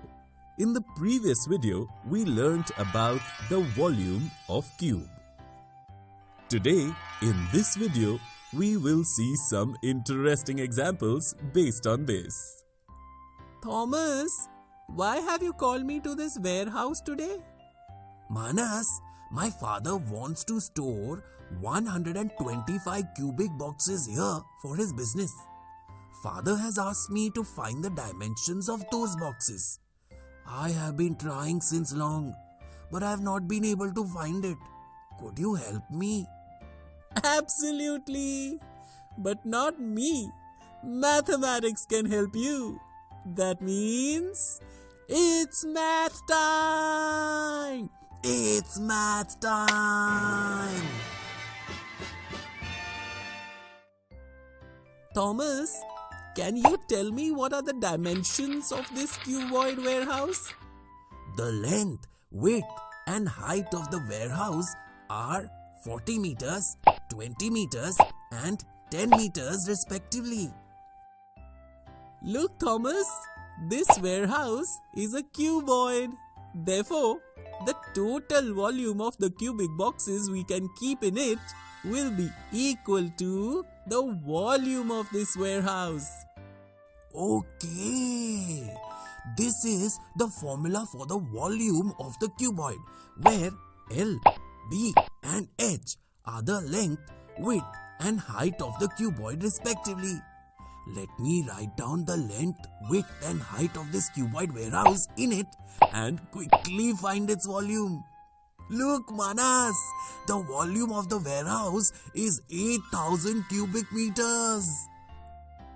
Yes, Your father has to keep 125 cubic boxes in this warehouse.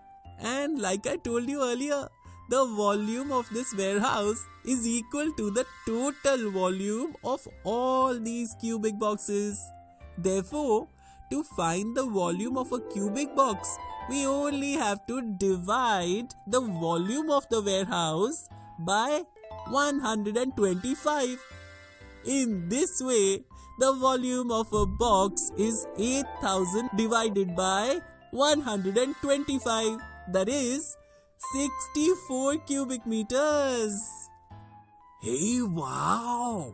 Now it has become very easy.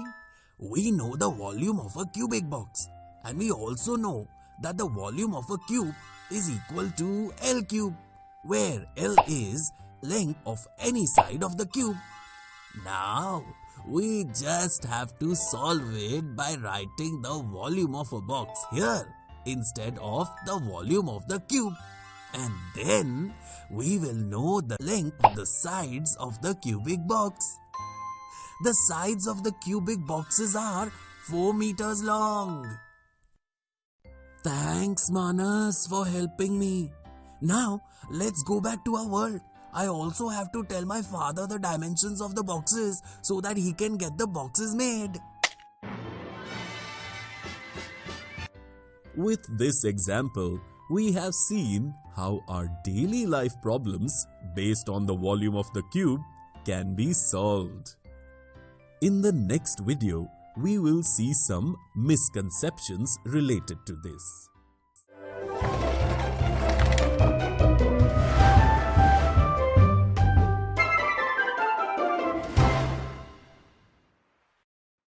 Welcome to this video.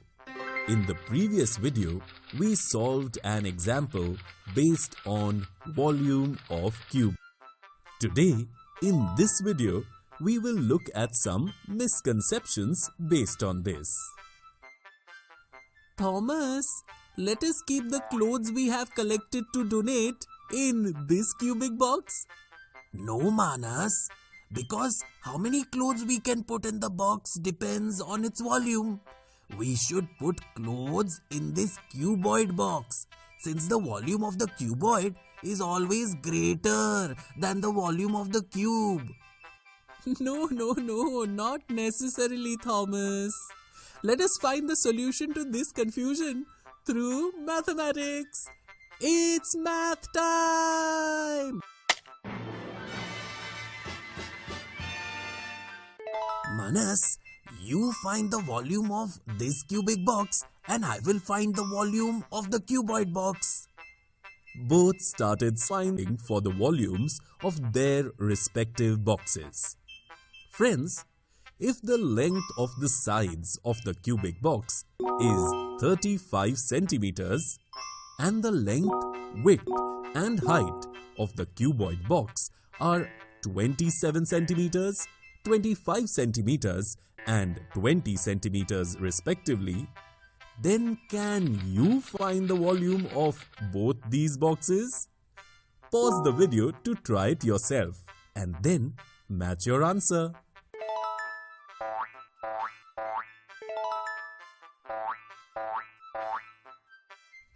Captain Manas and Thomas also found volumes of both boxes in this way.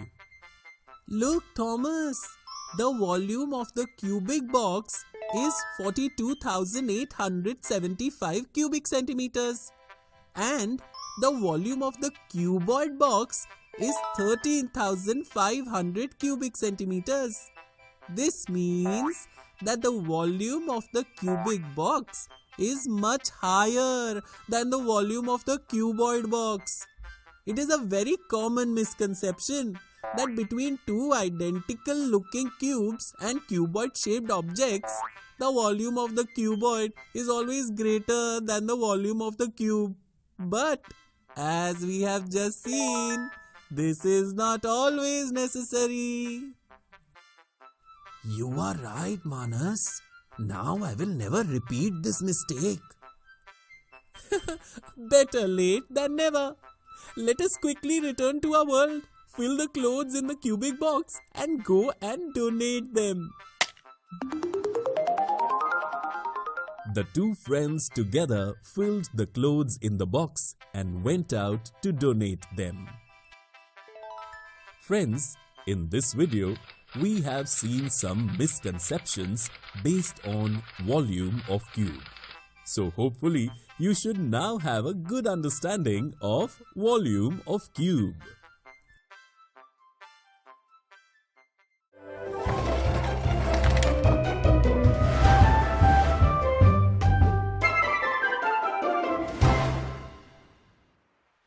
Hello friends, we welcome you all to this video. Today, in this video, we shall study the volume of a cylinder. Thomas, look, this papad is now being packed in such cylinder-shaped or cylindrical boxes. Let us play a game. If you tell me how much space the papad is taking in this box, I will give you a toffee. And if you cannot answer it, then you will have to give me a toffee. Alright, I accept that I lost. Now, how can we find the answer? We can find the answer through mathematics. That means it's math time.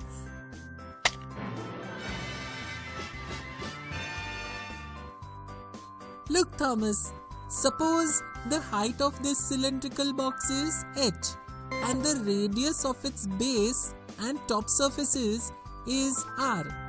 The radius is the same as the radius of each papad. Now can you tell me how many papads can be kept in this box? If we measure the height of the papad, which is very little actually, assuming that this height is equal to 1 unit, then we can say that the height of the box is equal to the number of total papads that can fit in the box. That's right. And Thomas, you already know that the space that these papads will occupy in this cylindrical box is equal to the capacity of this box. Now, tell me how much space does a papad take in this box? The amount of space that one papad occupies in this box will be equal to its area. We can assume that the height of the papad is negligible, and so we can ignore it. A papad is a circle whose radius is r. Well done, Thomas. Now, all we have to do is multiply the area of one papad by the total number of papads that fit in the box, and we will know how much space all the papads are collectively occupying in this cylindrical box. Manas, notice that the space enclosed by the box is equal to its volume, and the space enclosed by all the papads combined is the capacity of the box. Now, because the thickness of the box is negligible, we can say that the total space inside the box is equal to the size of the box or the capacity of the box. And it is the same as the space enclosed by the box or its volume. In other words, the capacity of this box is equal to the volume of the box. Alright, now if we look closely, we will notice that the area of a papad is equal to the area of the base of this cylindrical box.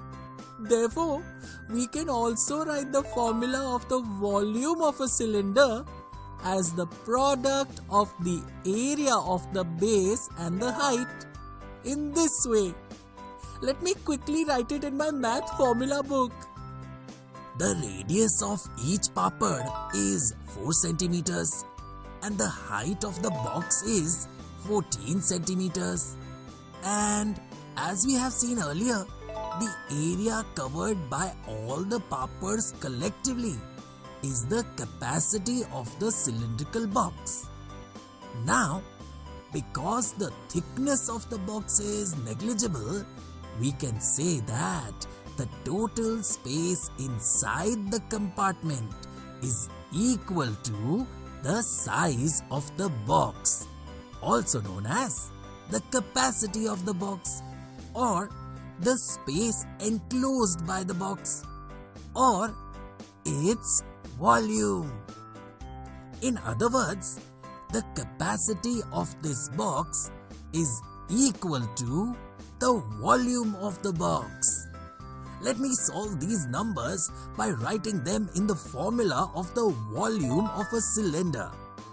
In this way, we come to know that all the poppers are taking a space of 704 centimeters cube in this box. In other words, the capacity of this cylindrical box is 704 centimeters cube. And because the capacity of the box is equal to the volume of the box, we can say that the volume of the box is 704 centimeters cube. Come, Thomas, let us quickly return to our world. You have to buy now toffee for me, remember? Today in this video, we studied the capacity of a cylinder and the volume of a cylinder. We learned 1. What is the volume of a cylinder? 2. How to find the volume of a cylinder. In the next video, we shall see some interesting examples based on this.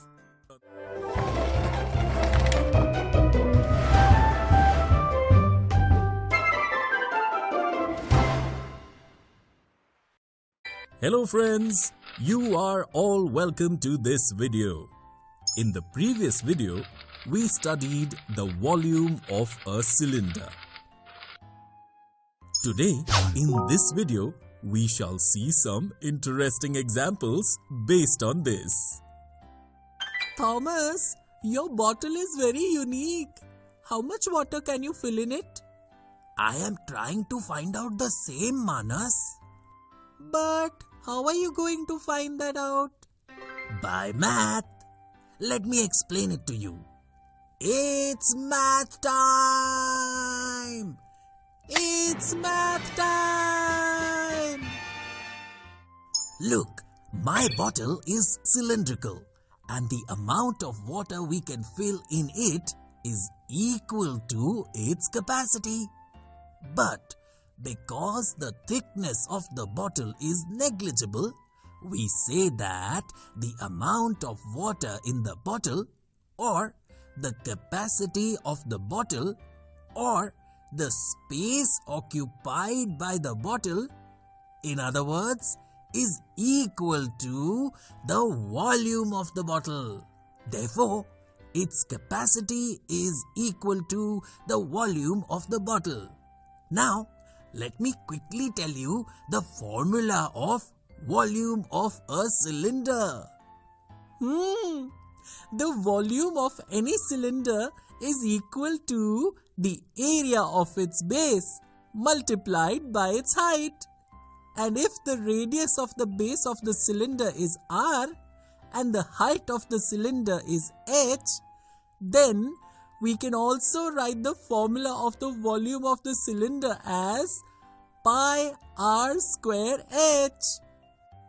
The radius of the base of my bottle is 3 centimeters and the height is 21 centimeters. Let me solve this equation by writing them in the formula by replacing the values of r and h. By solving it in this way, we can see that the volume of the cylindrical bottle is 594 cubic centimeters. And Thomas, we know that 1 cubic centimeter is equal to 1 milliliter. That is 594 cubic centimeters will be equal to 594 milliliters. Oh wow! We can fill 594 milliliters or 0.594 liters of water in your bottle, which is slightly more than half a liter. Finally, we managed to find the volume of this bottle. Let us quickly return to our world. I will buy a similar bottle for you.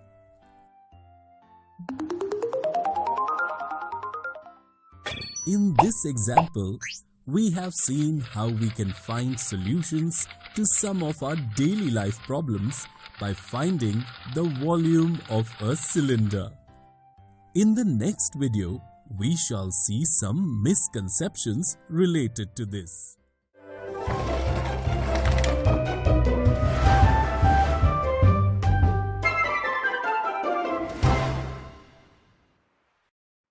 You are all welcome to this video. In the last video, we solved an example based on the volume of a cylinder. Today, in this video, we will look at some misconceptions based on this. Look at how small this box of ghee is. And look how tall this box of ghee is. Surely there will be more ghee in this taller box. No, Thomas, it is not necessary that there is less ghee in this shorter box just because it has a lower height and more ghee in the taller box. Let me explain this through mathematics. Hey, wow! That means it's math time! Come, Thomas, let us quickly measure the dimensions of these boxes. You can find the dimensions of this shorter box, and I will find the dimensions of this taller box. Both Captain Thomas and Captain Manas determined the dimensions of their respective boxes. Both the boxes are cylindrical. The radius of the base of this shorter box is 8 centimeters and its height is 7 centimeters. And the radius of this tall box is 4 centimeters and its height is 28 centimeters. Let us now find the volume of both these boxes by taking help of the formula of the volume of a cylinder that we have written in the formula book. Friends, since the thickness of the boxes is negligible, we can say that the space occupied by ghee in the box, which is also its capacity, is equal to the space taken up by the box, which is called its volume. Now, can you find the volume of both these boxes? Pause the video to try it yourself and then match your answer. Look, Thomas, by solving in this way, we can see that the volume of the shorter box and the volume of the taller box is exactly 1408 cubic centimeters. You are right. It is not necessary that the volume of a cylinder that is taller is always more than the volume of a cylinder that is shorter. Now I understand that the volume of any cylinder depends on both the radius of the base and its height. Let us quickly return to our world. I have to go home after buying a box of ghee. Mother must be waiting for me since quite some time.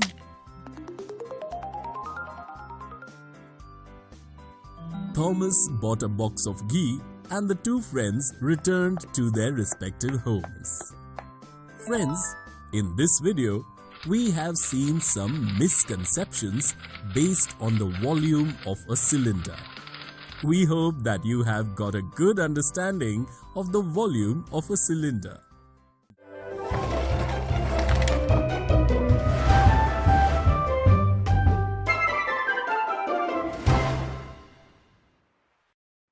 Hello friends, welcome to this video. Till now, we have studied the volume of cuboid, cube and cylinder. Today, we will study the relation between volume and capacity in this video. What are you still doing at home? I've been waiting for you in the playground since so long. Thomas, Mother has gone to the market and has asked me to stay at home till this tank gets filled. I've been waiting since so long, but this tank is still not filled. I do not know how much time it will take to fill it. We can easily find this through mathematics. That means it's math time! Look, this tank is a cuboid and its dimensions, length 2 meters, width 1 meter and height 0.5 meters are written below here. Can you tell me what the volume of this cuboid tank will be? Friends, can you find the volume of this cuboid tank? Try it yourself by stopping the video and then match your answer.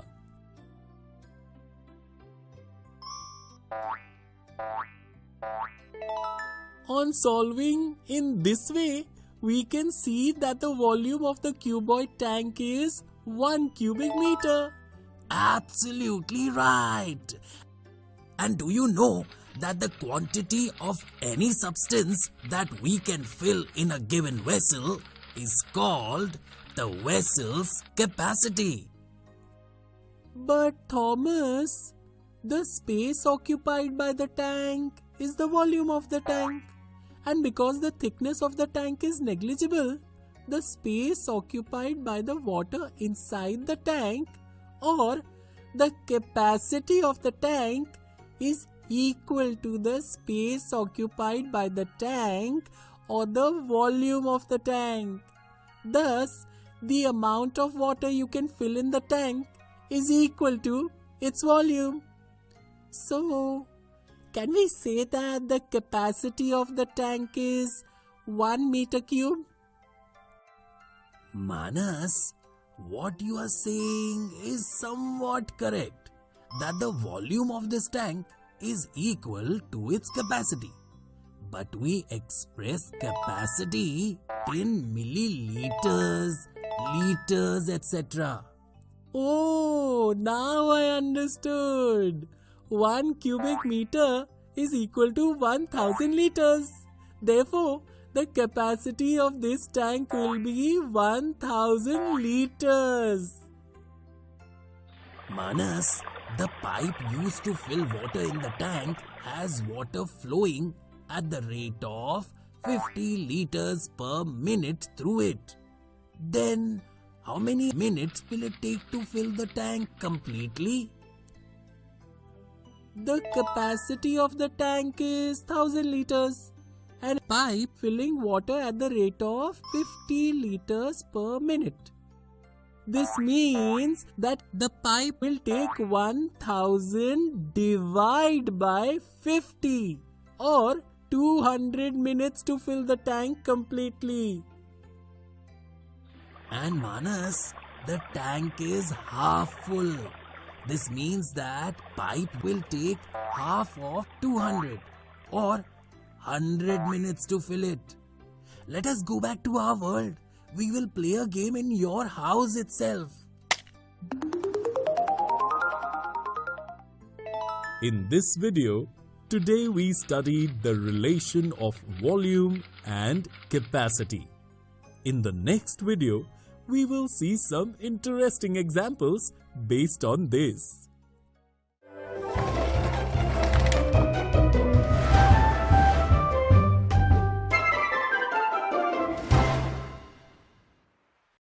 Hello friends, welcome to this video.